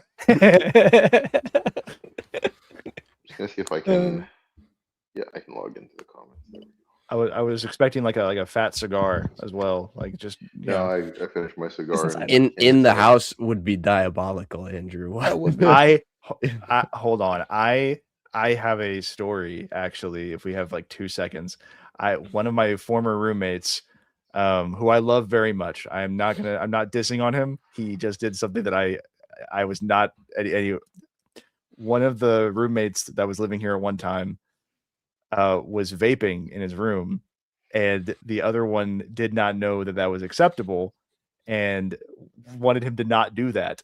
But in his own way of making that happen, he thought the best thing to do was to go to the basement where I, as the landlord, was living in, and to smoke a cigar in the basement living room with the door closed, so that when I got home, my room and the basement reeked of cigar smoke. And I was not very happy that night. So if I might, 2 stories on that note. Number 1, when I started working with my dad when I was 17, my dad smokes a pipe, and I started smoking cigars when I was 16. So I'd be working at the home office with my dad, and my older brother, who's a bum and has basically not worked a day in his life, would like complain about us making noise and stuff.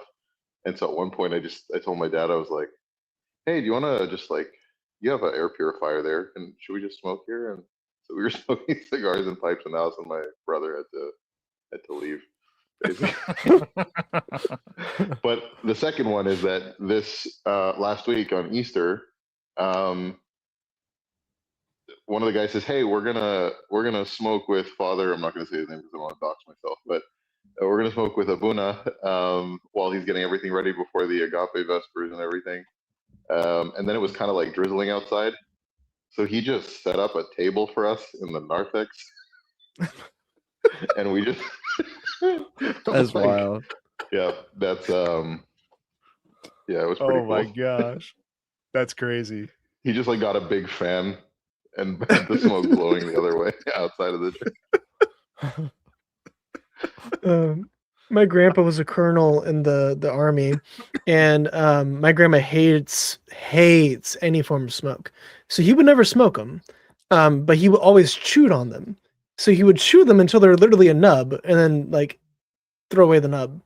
But he would buy like Cubans even when it was illegal, and he just had like a big stash of Cuban boxes, and he would chew them every single day. So every single time I was around him, he always just smelled like cigar, but not like smokers, like not the bad cigar smell. It was just the wonderful, lovely tobacco smell, which is awesome. So he smelled great, and he chewed it for 60 years, and then he got cancer in his mouth, but he got cancer on the other side of his mouth that he chews on. So he didn't attribute it to the cigars. He's like, yeah, it's fine. It was not from the cigars because I chew on the other side. Couldn't be from the cigars. Couldn't have been. He got the cancer removed and then just continued to do it. And he's still doing it now. He's 97 and still chewing cigars. Inshallah, he will continue. At this point, you got to continue. Inshallah. Yeah, when my grandfather told me before he died at like 80-something years old that he's making changes to his diet for health, I was like, you got to be kidding me. You don't have to, man. Just have fun. You got it, bro. Yeah. Okay. There's a lady who was like, I drink a Dr. Pepper every day. She's like almost 100. A doctor a day keeps the doctor away. Amen. She might be me. Anyways, what? Oh. Okay. My ears are ready for your Yiddish. If you are. Am I doing that now? All right, go ahead. My Yiddish is, you can hear me. If I go off, like if I try to see if I minimize the tab, you can still hear me, right? No. Mm-hmm. Well, I can throw it on screen. I don't know if that would help. Oh, yeah. Yeah, if we share screen. I'll copy and paste it into a Google Doc, so I'm not showing your email. Yeah. And then I'm going to change one of the words because I don't like that translation because it's like in Yiddish, like colloquially, you just say choshech in like Hebrew for darkness. The other one's like idiomatic. It's not really used. Yeah. Okay. You know what? Sure. Screen. My Yiddish is super rusty, by the way, so it's not going to be like spot on, but it's going to be significantly better than mine. I was going to say you could have if you had not said that, we never would have known. Yeah, I haven't spoken Yiddish in at least 5 years. Where, in what context would you have spoken it? Hasidic friends. Yeah, there's a Yiddish speaker at my church. Okay. In Anhub is given das Wort, und das Wort is given by Gott, und Gott is given das Wort. Das is given in Anhub by Gott. Alt is durch ihm geworden, und an ihm is gar nicht geworden, was is geworden. In ihm is given Leben, und das Leben is given das Licht von Menschen. You can scroll down a little.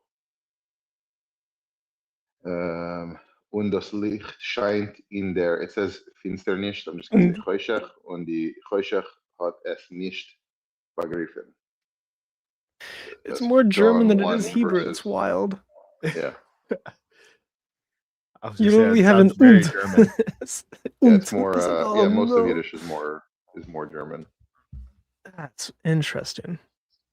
Yeah, that's John, the Gospel of John, chapter 1, verses 1 through 5 in Yiddish. Amen. That's all I got to say. I mean, whatever that means. Yeah.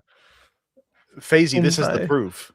This That is you've been waiting. Yes. This is how the natural branches get grafted back in, so to speak. Right. Yes, bro. Come on. Yiddish translation. This is the seed planted. Well, you think about how radical that is, like to have the gospel translated into Yiddish, and Yeah, what it's that crazy. actually means for evangelization. Yeah. That's a great point.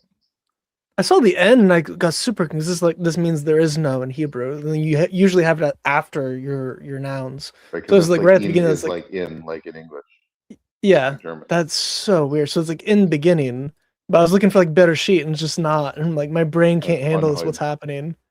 That is so interesting to me. And then is that the word for word?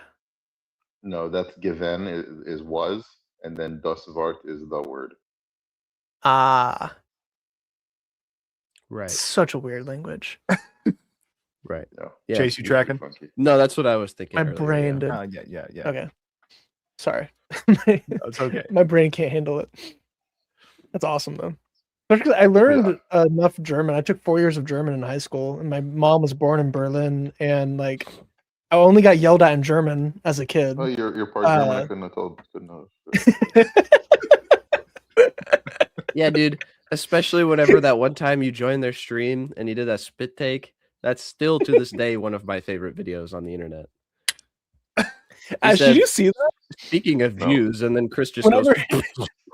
So whenever me and you did the stream with David, whenever you joined, David said, "Speaking of Jews," and I choked on my tea at the same time, so I spit out all my tea.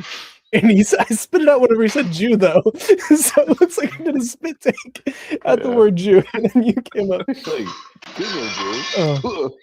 Yeah, literally. It's the other way around. It's not the Jews spitting on the Christians anymore. It's Chris spitting on the Jews. Christians spitting on the Jews. It's terrible. Yeah. Oh, good Anyways, I'm not gonna hijack your whole stream with No. gospel reading, but I can pop back into the YouTube. All right. Well, you can say if you want. Yeah, you can stay on YouTube. Peace, all bro. right. See ya. All right. See you, brother. All right. Now we got to figure out. We're only an hour and a half in. We could probably go. My mind is blown. Okay. We could do some of the moral issues for a minute, and then we can probably stop halfway in the morals, and then do one more stream 2 weeks from now on finishing out this. We might be able to finish it, but stop halfway in the morals sounds like stopping halfway in the morals sounds like Muhammad's his slogan. His leather strap being penetrated by the minimal zit. No, it's just his slogan. It's like half the things he says are semi-moral, and then the other half of the things he says are like, what? I thought you were gonna say that sounded like a Fall Out Boy song title. Can you bring up Fazy? So what happens when I become a Christian, bro? I'd have to explain the Trinity to my mom, and I'd rather face a lion. So that's kind of the point. You know, Jesus says you have to give up your family if you're willing to follow him. Like, the cost is there. The cost is heavy. If you go read the Sermon on the Mount, Jesus knows what it will take to come to him. And he is bringing it to you because he loves you and he cares for you. But becoming a Christian is hard. You have to give up many things to become a Christian. But you do it willingly and lovingly because you have a relationship with God now. So yes, it's going to be difficult if you become a Christian, which I highly recommend you to do so, because I want to see you on the other side of heaven. But it doesn't matter what you lose in the process. What you gain is eternal life and true relationship with God, true knowledge of God. Your eyes will be opened. You'll see the errors of Islam so much clearer than you see now, which you might not see any right now, but they're there, and you'll see it so clearly whenever you are born again. It's crazy, the difference it makes. But yeah, I want to flip that argument on you, Fazy, bro. What happens if I become a Muslim? Bro, I'd have to explain child marriage to my mom, and I'd rather commit toaster bath. I actually think toaster bath. I truly don't even know what that conversation would look like in your home, Chase. If you ever went to your family, dude, like, hey, Dad, I took my shahada today. Yeah, you weren't joking. I think Inshallah, War. you will join me It'd soon. be like World War III up in there. Yeah. No, it would just be Yeah. funny because they would laugh. I know full well my dad would just be like, Oh my god. anyways, what'd you do at work bro? today? No, Faisy. No. Stop. So, what was I have a the video back on up? this. Oh my god. I have a video on this. The stream actually me and Ash did with David Wood is on that topic if you want to go watch that. But I have a video. If you go to my channel, which you're on right now, you just go to my most popular video. It's the age of Rebecca and how we know that she wasn't a child. So you can watch that. And she was not a Muslim.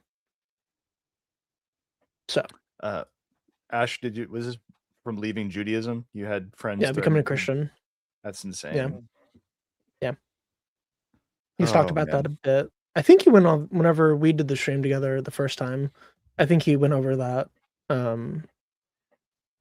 Yeah. Live, laugh, toaster, bath. Amen. I mean, it's interesting.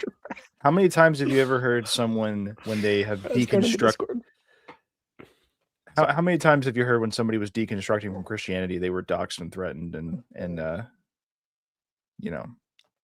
strung around on the internet but yet when you leave any other religion, suddenly it's we're gonna come and kill you for that. It's definitely not a run-of-the-mill Christian reaction. And it's not like, for some people to say, oh, that's how you know Christianity is weak, because it just lets people walk away. Oh, Bucky is being very talkative tonight. Okay, I'm gonna move to the next slide. Tell him I love him. Chase loves you. Thank you. Goose will be on stream, inshallah.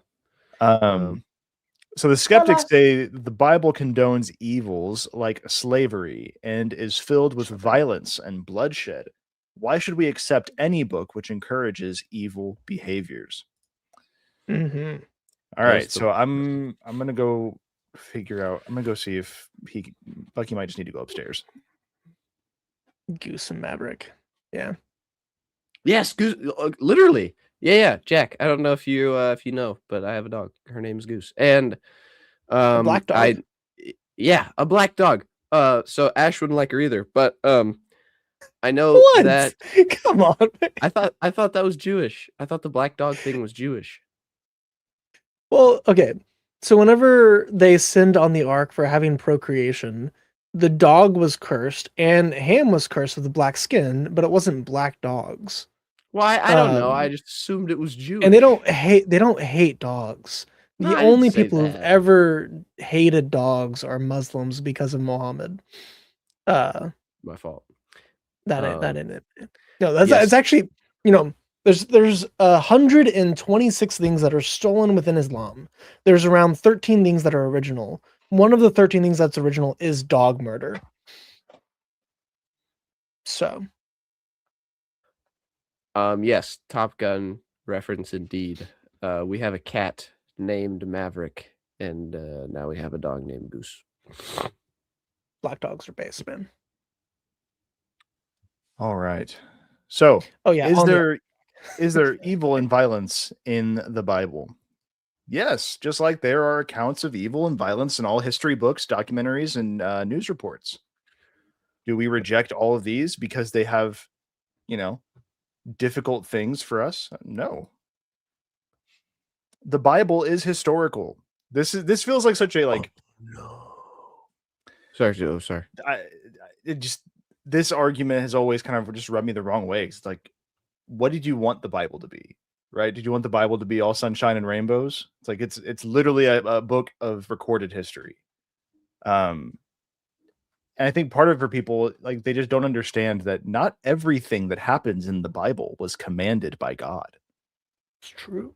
People actually made their own decisions. Crazy. Fun fact, when in the book of Judges, when one of the judges says he'll sacrifice the first thing he sees to God and then comes home and sees his daughter, if you walk away from that story thinking God wanted him to sacrifice his daughter, you don't know how to read the Bible. That's not true. It's not what he wanted. God did not want him to do that. Possibly read it all. Yeah. You may lack reading comprehension skills. Yes. Yeah. And here she is. We have Sheikh Imam Big Goose. Abdullah ibn Goose. Hello, Akbar, Allahu Akbar. The slave of a log goose. Yes. Okay. What's up, Kevin? Amen. Yeah. Yep. So you're welcome. But so the Bible is historical. About 40% of the Bible is historical. And sadly, human history is filled with evil and violence, such as 2 world wars, the Holocaust, the countless cases of greed and hatred. And instead of discrediting the Bible, history consistently verifies the Bible's message that we are sinners. It contains accurate accounts of war, hatred, greed, and murder. People often engage in horrific evil. Just turn the news on. Yes. Even many of the laws of Moses are not reflective of God's ideal design for his people. Yes. Yep. That the interaction between God and humanity at that time, especially, you have laws that do change. It seems that there is some type of negotiation between man and God, and then you see some of the laws change. And in all, they're not viewed as being like, this is not the best way things could be. That there is a coming better way. It's kind of the whole point. It's like it's like the Messiah, you know? But crazy. Well, whatever. But look, you can't deny that the Bible teaches genocide. There's no way out of this one. Who is that? I don't know. I think it's just I think your dad just a random dude. I think your dad just made him the bad guy. Dang. He looked kind of familiar. Hey man, racist. Wow. Guys, racist. This sounds really bad. Yeah, not all white people look the same. Chris, this looks just like Strike you. What are 3, you talking dude. about? Yeah, it's true. Huh?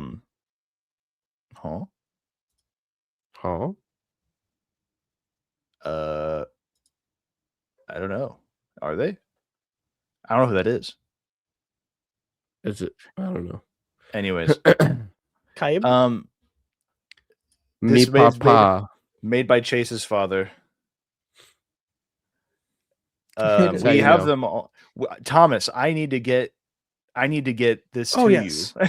I forgot. My website works now. I fixed it. So if we want to put it up there, we can. Or I can also send it to him on Discord. Yeah. Oh, it's dog in Arabic. Oh, Kaib. Yes. I was like, what's cat? What's Kalb? Kalb. Yeah. Caleb is in Hebrew. Caleb is a bad dog. Jack, the PowerPoints though are available, like all of them that we've done are available, and I honestly forgot to talk to your dad about that and see about if we just need to put the link up if that website is working, or if we can get them to Chris. Either way, we can get them out and we have them available. But inshallah. So members of the jury, we present the case of skeptics v. God's justice. All right. Dude, he brought out the whole dang easel in the courtroom. This used to be how it looked, yeah. Before they got Exhibit TVs. A, the flood. Oh, I was going to tell a story about something my pastor pitched, but I just thought about if he ever actually wanted to do it, then I would put it all over the internet and somebody could steal his idea, so I won't do it. But I don't think he's ever actually going to do it. Who? What? My pastor. So he. This is so dumb. He at a summer camp we were at. Him and my wife and one of the students had to go to the nurse. So they took the student to the nurse, and while they were in the nurse's office with like a bunch of other people, just randomly, like none of these people know who he is. He was just like, he pitched this idea. It's like one of my wife's favorite stories about him now. is that he said, people love these blind boxes. They're like the little figures that come in the blind boxes. Have you seen those? No, Hold on. that's a cat, not a blind Well, box. yes. That is a cat. Imagine this Not a is black dog either. this is so nerdy. I'm sorry, but imagine you've got like the Funko Pops. Okay, so this is Asta from Black Clover. This is Gear 5 Luffy. Gear 5 I actually have I also have this is I'm so sorry. This was so unnecessary. Anyways, but imagine you had a Black Clover set and the Funko Pops were not visible. You were trying to pull this. That's what I'm talking about. Like those blind boxes. Oh, gotchas? Gotchas, thank you. Yes. Okay. Yeah. Okay. Well, see, thank you, Chase, for evening it out. Oh, I got one of those. I got my slave one. There you go. Then I got my. Are we flexing our toys right now? Oh, yeah. One Piece is kind of a kid's show. Kind of. I got my. Is it? It talks about some very serious topics and it tries to put it in a more palatable format. But yeah, it tries. I mean, to be fair, Japanese culture, I don't even know if it's considered a kid's show in Japanese culture. That's fair. But anyways, hold on. Oh, I've started something. Yeah, you did.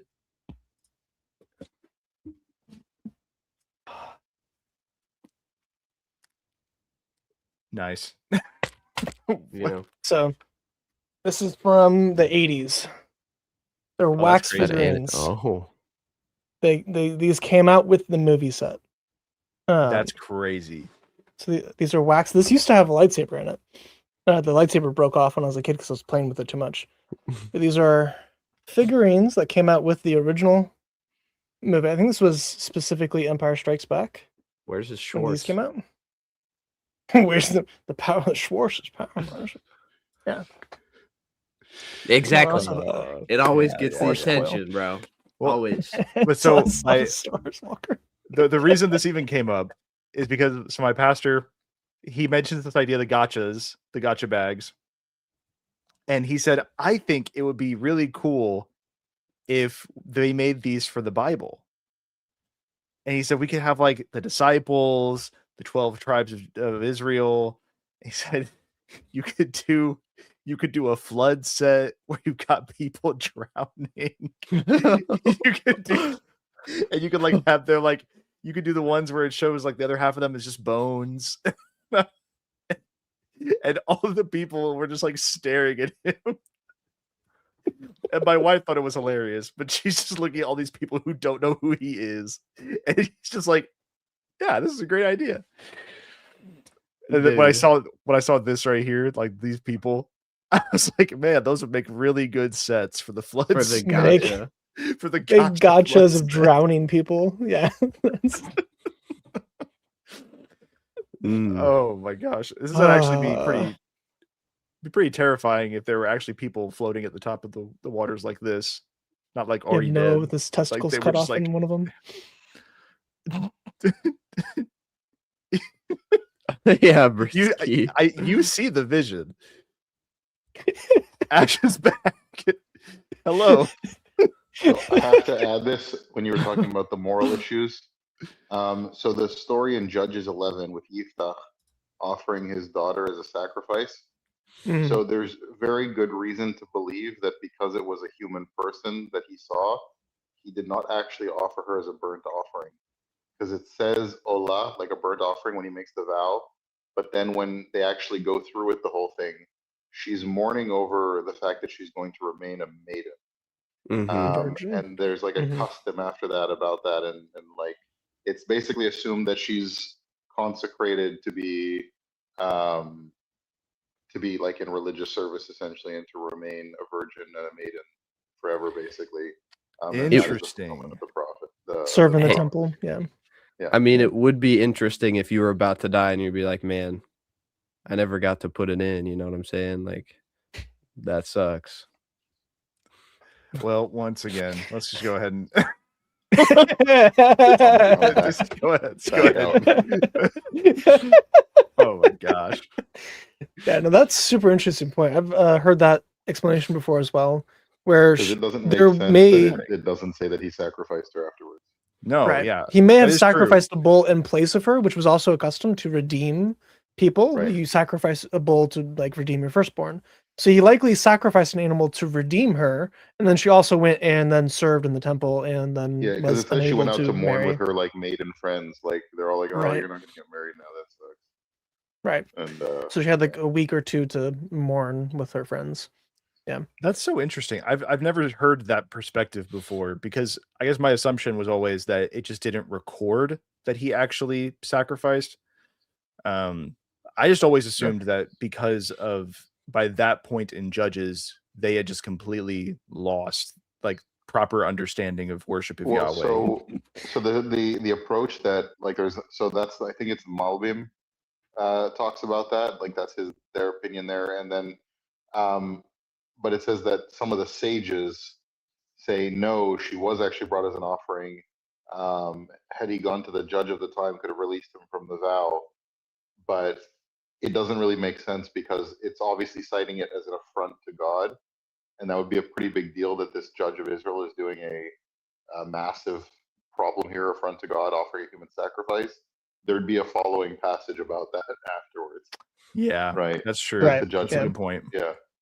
Yeah. So it really it doesn't make sense at all to say that he actually sacrificed her. Would have said that, and there'd be a following passage. It's very clear from the context that she was consecrated for some kind of religious service. Mm. Yeah.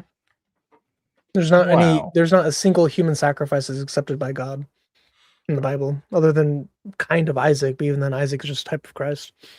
Yeah, So- carrying his cross and all that. Oh, and I mean, I didn't think it would have been accepted by God. I just assumed that they did it because he just thought that that's what he should do. Like he said, Yeah. I sacrifice Well- the first thing I see. There So are he put times pretty where clearly there him as are one of the human righteous sacrifices. ones. But he's like one of the righteous ones there. Like he's not going Right. and doing something that God has said, like, "Hey, do not do this ever." Right? Mm-hmm. Mm-hmm. Yeah. Okay. But Yeah. that every actually single time changes there the way is I see human the whole story. sacrifice, all the other times where there is human sacrifice, it deliberately says they did this and it was evil. And they followed in the evil ways of Jeroboam, and they followed in the evil ways of the practice of the Canaanites. And like it calls it out. So the fact it didn't call it out is weird. It's like it's an argument from silence, but it's an argument from a conspicuous silence. You would expect it to be there, and it's not. So That's very Thought wow. I'd leave you with that. Okay. Thank you. That's like Yeah. that gives me a whole new perspective. I honestly need to go reread the story now. It's crazy. see you, brother. All right. Okay, let's I'm gonna get through at least the courtroom thing, and then we can go and call that a night because we're at the 2-hour mark. All right, so millions of people were drowned, including women and children. God had no right to do this. Exhibit B, the slaughter of the Canaanites. God commanded the Israelites to wipe out entire civilizations. That can't be justified. That's major evidence right there. God waited patiently for hundreds of years, giving the wicked inhabitants of Canaan time to repent before he finally decided to destroy them. When their iniquity was full, divine judgment fell. And not only that, you've got, I think we mentioned this a few times, when it came to the flood, just in recorded genealogy, because it's not an exhaustive genealogy, that we have somewhere between 1600 to 2000 years of history happens before the flood, with people who also lived significantly longer. And even after God gives Noah the command to build the ark, is it 120 years? How long does it take him to build the ark? 100 years. He's 500 and 600. Yeah, so 100 years. So even in the process of the ark being built, have a good night, Ash. Thank you. Good night.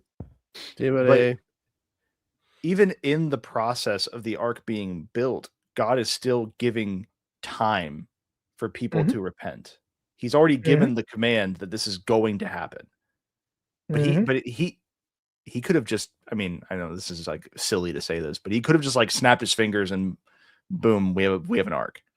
I think there's mercy in the process of God allowing time for Noah to build the ark. Mm-hmm. And so again, it's like, we're already talking about a God who ultimately knows all, and like he is justified in his actions because he is God. But on top of that, he has given a unbelievable time frame for people to change, and they don't. My favorite response to this now is Epstein, because we have such a good like modern example of someone who's just deeply wicked. Imagine if every person on the planet was Epstein on steroids, where they're all shedding blood all the time, they're all doing depraved things to one another all the time, eating humans, uh, doing all the acts of evil and wickedness and depravity you can imagine. Imagine every single person on the planet was like that, other than one dude, and maybe two of his kids. We don't know about the women, but other than like a handful of people, everyone else is super wicked. Everyone else was super Epsteins. Would you think it was justified to wipe them out and start over? Oh yeah. The answer, most people are like, oh yeah, absolutely. And then I love that there was a bunch of people coming out after reading the Epstein files of like, I used to call God a bit of a D bag. She actually said a D canoe, so it's the fun version of it. And she's like, God, after learning about this, I don't think you've done enough. I think you should like smite more people. Like, how bad was Sodom and Gomorrah that you destroyed them with fire, but you allowed Epstein to do all these things for that long? Like, maybe I misjudged you because you're actually like so patient and merciful to people who obviously deserve death. So yeah, imagine if you had an entire nation of people or an entire planet of people that were just a bunch of Epsteins. Would you be fine with them being wiped out? Yeah, it's a selective judge for people. They ultimately it's that people want to make the call on what they think is justifiable and not. And so when you don't know how good or bad people were by your own limited knowledge, you don't think that God can be justified in his actions, right? Because you feel like you have to have the fullest context to understand. You have to be the one to make the call on whether or not God was justified to do what he did. Can't just can't trust God. Yeah, to me, whether it's by natural disaster or by other means, the Lord has the right to take the life of man because of sin, since He is a just judge, right? Our lives are forfeit. So, you could be the most, quote unquote, innocent person, but the Bible says that all have sinned and fall short of the glory of God. So it is well within the Lord's right to take the life of any person. But to me, like whenever it comes to a wicked nation such as the peoples of Canaan, would it have mattered if the Lord raised up a giant tsunami that came in and wiped them out, or that He used the children of Israel to do it? It's just a different way, right? It's actually kind of a good thing because it's instilling within the Jews, don't be like the people that you're driving out. And remember, the Bible doesn't say that they were exterminated. It says that they were driven out. And much of the being driven out was by bees, like being stung by wasps and bees and wild animals encroaching on the territory. So God is driving them out supernaturally. A lot of the exodus of Canaan by the Canaanites were not happening by the Israelites. They did go and conquer the strongholds, but a lot of the people left beforehand because God drove them out with stinging bees. So he was even merciful to those who didn't deserve his mercy. Let that sink in. He was merciful to those who deserved to be slaughtered, man, woman, and child. He was still merciful to them. He also allowed time for those people during the conquest, right, to repent. you wouldn't have had Rahab had it not been for It's the true. literal physical conquest of the land, right? Um, you wouldn't have a great many things. Also, the conquest of Canaan is a fantastic picture of the Christian life and how it's a constant battle against the flesh, and how Israel is a picture of the believer insofar that because Israel failed ultimately at its point of conquest in general, since they did not do exactly what the Lord commanded insofar as making sure that the idol worship had been completely eviscerated, it kept coming back. Um, and so since they were only partially faithful in that, it just shows how things keep going back to the way that it was. So like, to me, the Christian life, um, I like to say that like, the real Christian life, the walk of faith, leaves no back door open. So like the I'm trying to it's really not a hard principle to illustrate, but like, I'm sure some of you have heard of George Mueller, but the guy was a fantastic missionary, who had an orphanage, and he started it essentially with no money. But he would take in these children, and he would try and raise them up as best he could until he could find places for them, and he would just have no money and no food, and at times there would be bread trucks that would break down in front of the building, or just miraculous events that would not have happened otherwise. And so the children of Israel left themselves a back door open with the things that they did. They're like, well, the Lord will accept it even though. And Saul, well, the Lord will accept it even though we kept these sheep. So that way we could sacrifice to him. The Lord will accept it even though we spared Agag. You know how that went. So we can't, like, to me, you know, it would the children of Israel definitely would have had a much easier time had those people been exterminated in the land. Um, but obviously the Lord was merciful towards those people, and many of those people, I I'm assuming there were quite a few of those people who were integrated. Well, I mean, considering that there's also we know, like, it says they wiped out all the people, and then the very next chapter they're paying taxes. So like maybe not all the people were wiped out, because there was definitely some type of assimilation process that did happen to many of the Canaanites. Which, I actually again, think that, even if they were wiped out, that's still God's prerogative. Yeah, exactly. That's Right. still the Lord's prerogative. Right. He can do that if he wants. yeah, So that's why I've never really had any problem with like the conquest of Canaan. People really like to bring that up and harp on it. I'm like, I mean, the Lord could have done it any one of any different ways.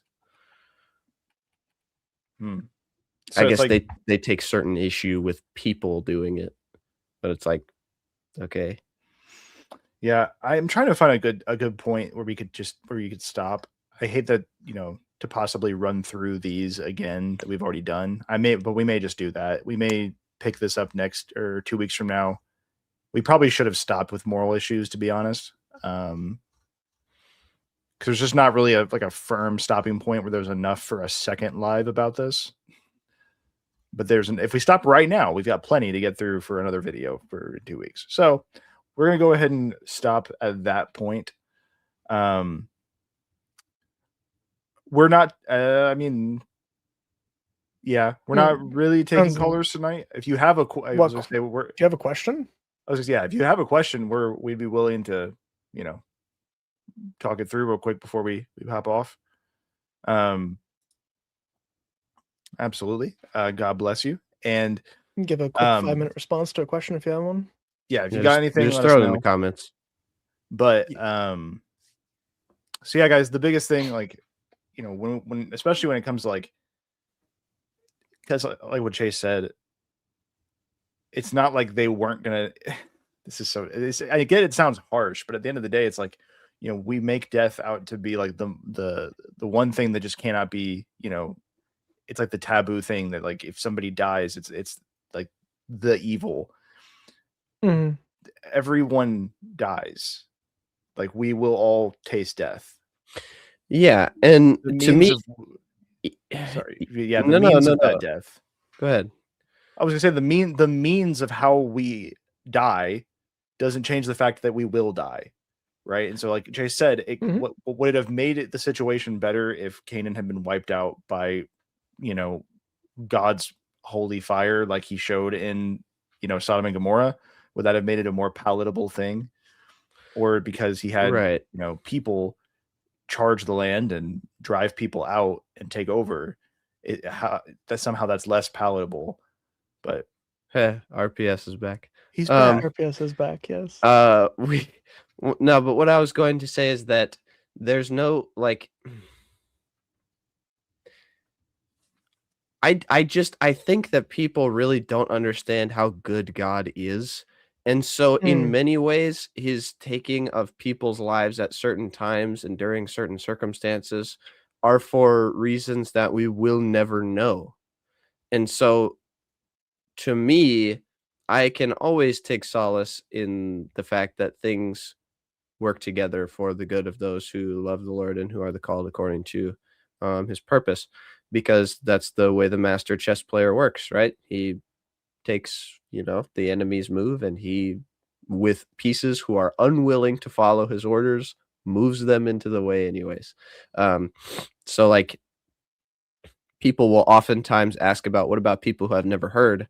To me, I think that is a mercy on the Lord's part, because he was well aware that they would reject, and so he did not allow for them to hear, and so they would be punished less.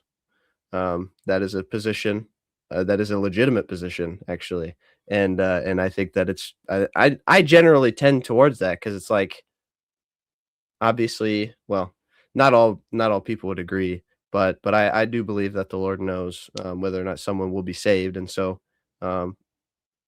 with that knowledge, right, he and it's his prerogative anyways, right? Even if you are an open theist, you can still say that it is God's prerogative to take life or to give it. So it really doesn't matter.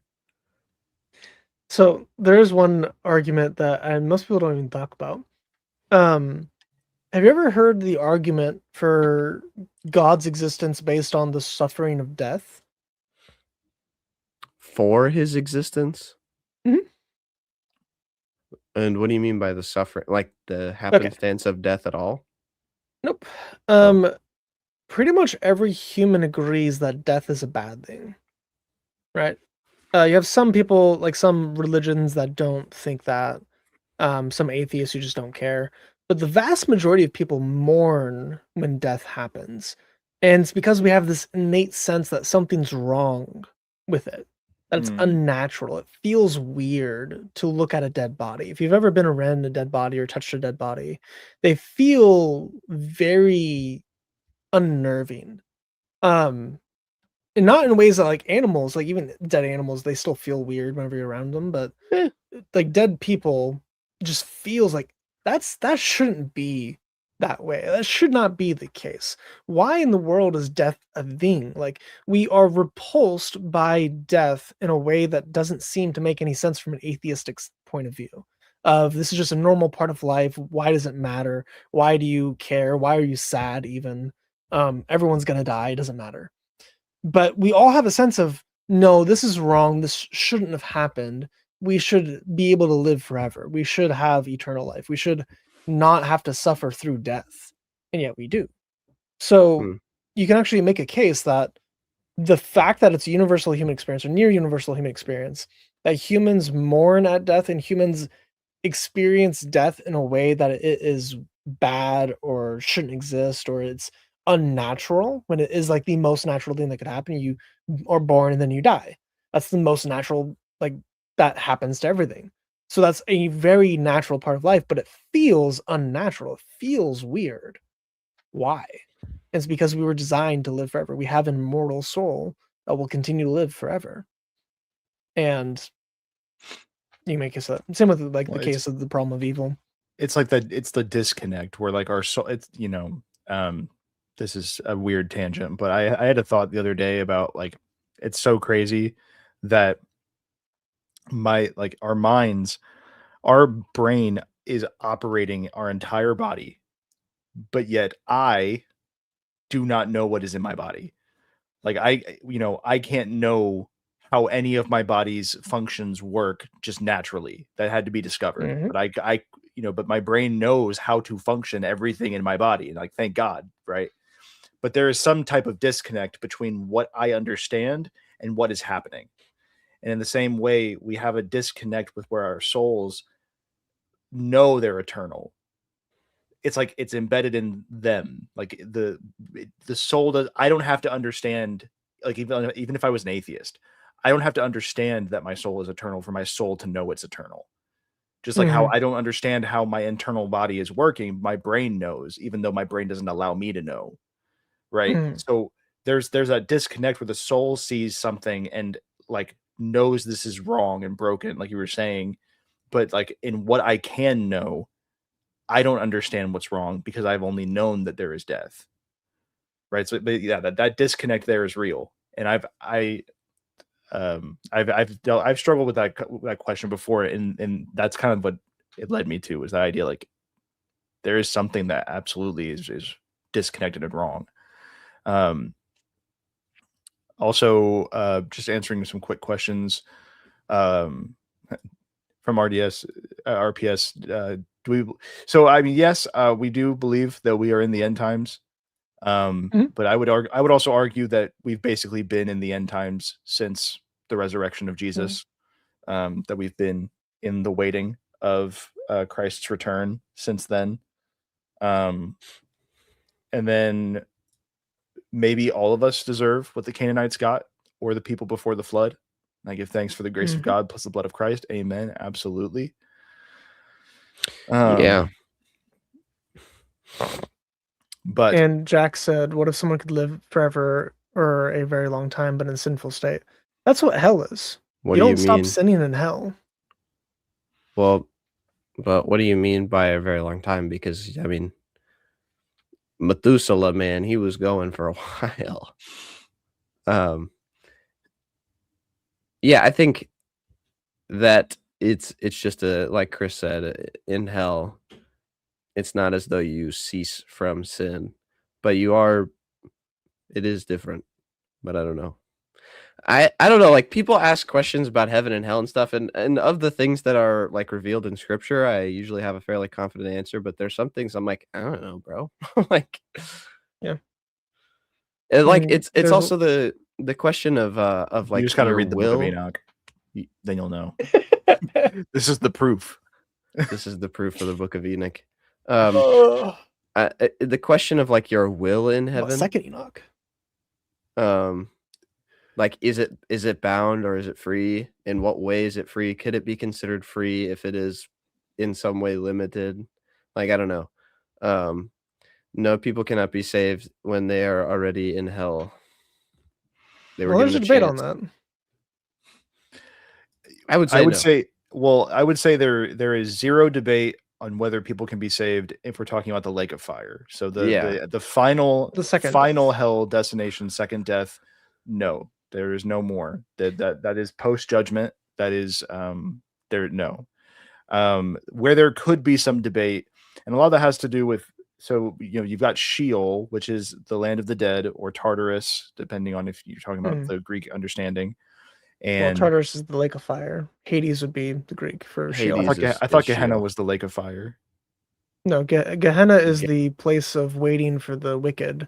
Abram's bosom is the place of waiting for the blessed inside of Hades. Sheol. Tartarus is outside of it. Tartarus is the lake of fire. That's Mhm. where God's enemies dwell, where they're punished. So Gehenna is a place of suffering, but it's a place of suffering it's a temporary place of suffering.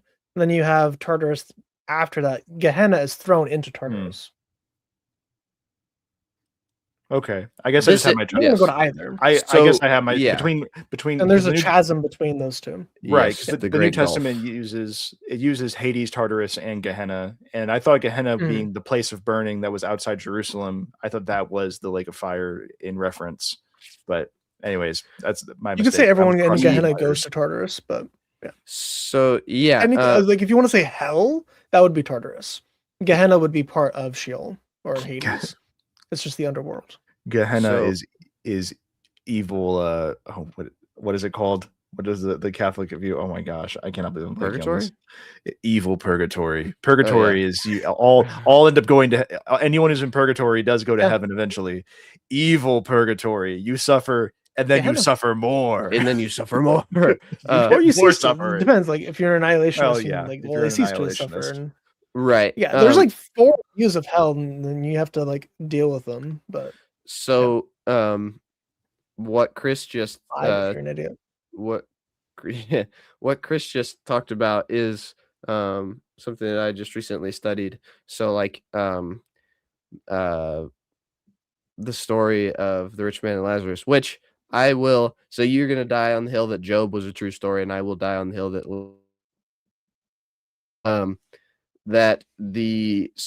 the rich man goes to Gehenna, the place of Mhm. suffering in the in Mhm. Sheol, Mhm. and then Lazarus goes to Abraham's bosom, the place of blessing Mhm. in the afterworld or in the afterlife, and that is in some way or another within Earth. It's Yes. Sheol, is the grave, Yeah. right? Mhm. Then at the resurrection, it says that the Lord Jesus had led captivity captive, and for a long time, a church interpretation of that was that the Lord Jesus went to the place of blessing for those days, and then when he resurrected, he led those people out of Sheol and up into heaven. And so whenever you died before the Lord Jesus's death and you were a worshiper of God, then you went into Sheol, but you went to the place of blessing. Now, what does Paul say? But to be absent with the body is to be present with the Lord. With Christ. So now Yeah. you no longer go to the place of blessing, the place of waiting, but you go to heaven. And that is a legitimate church position. So That is Yeah. that's just the straight teaching from Luke. You can know that Luke is a literal event that happened historically because it's not a parable. So parables follow very strict formulas. Angels are not mentioned by name; they're always turned into some other object. People are not mentioned by name; they're always represented by some abstract entity, and there's not that type of dialogue typically. So we have dialogue that is between other people, not just from like one form. Like it's not a story; it's like literal dialogue. You have angels being mentioned by name. You have Lazarus being mentioned by name, and the rich man being mentioned by name. Well, not by name, but like he's given a straight title rather than just being like the vineyard owner or any of that stuff. But you have Lazarus by name. So the story does not follow the vast majority of the parable structure you find in the rest of his teachings. So it appears to be a literal historic account that Jesus is giving, not a parable. And from there, you get the doctrines of what Sheol is like, which has 3 compartments. And then, there's a debate on whether or not Tartarus is actually in Sheol or if it's a separate thing that Sheol gets thrown into. I think it's a separate thing. I would say it's a separate thing as well. But yeah. Yep. Yeah. To mention Tom's question, when sinful people die, they immediately go to hell? No, hell is after Judgment Day. Technically, there's no one in hell right now. Yeah. If you're saying if like you're hell saying as the in lake like of a fire. Yeah.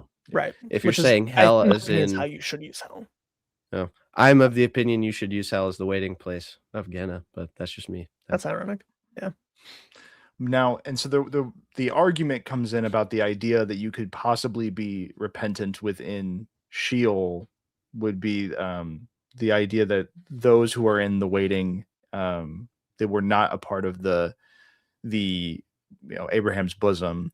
Is there an opportunity for repentance within that? Because there are some who also believe that it wasn't just that Jesus came for those who were in paradise, but that Jesus came and preached to those who were in, because they take the term captivity loosely. So would that include those who were in Gehenna?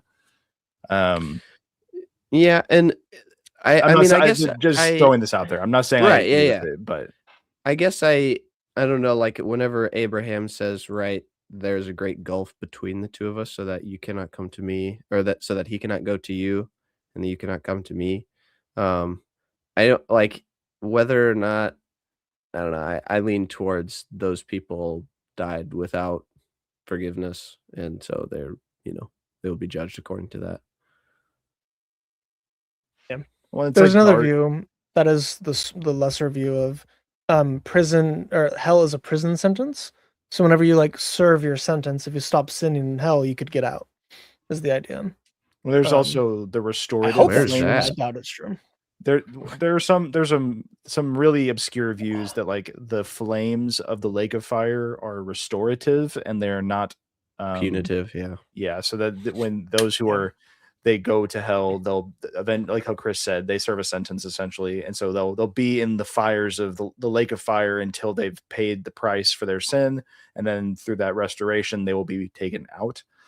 And so I mean, there have been so many different views, and that's kind of what Chase said earlier. It's like who knows, like the Orthodox hold on to the idea that like heaven and hell are experienced at the same time. It's just about the presence of God, and that the sinner, when they're in the presence of God, will be like Aaron's sons, experiencing the power of God in the tent of meeting. And then you've got the believer who would experience God's presence and it would feel like love and like peace and joy. It would feel very different from Aaron's unclean sons. So it's just, we don't know. There's a lot of ideas. But all right, guys. Well, oh, this is a good stream. This is fun. Fun night. Check us out. Our next stream will be next Tuesday.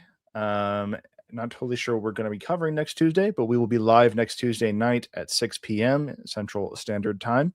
And then we will be live next week through Chris will be hosting that one on Defending a Lion, and we will be live discussing an Islam topic. And then check out, we've got a video. I've got a clip video coming out this week. We'll have a full video coming out next Friday. And yeah, that's everything. And if you haven't, please like and subscribe.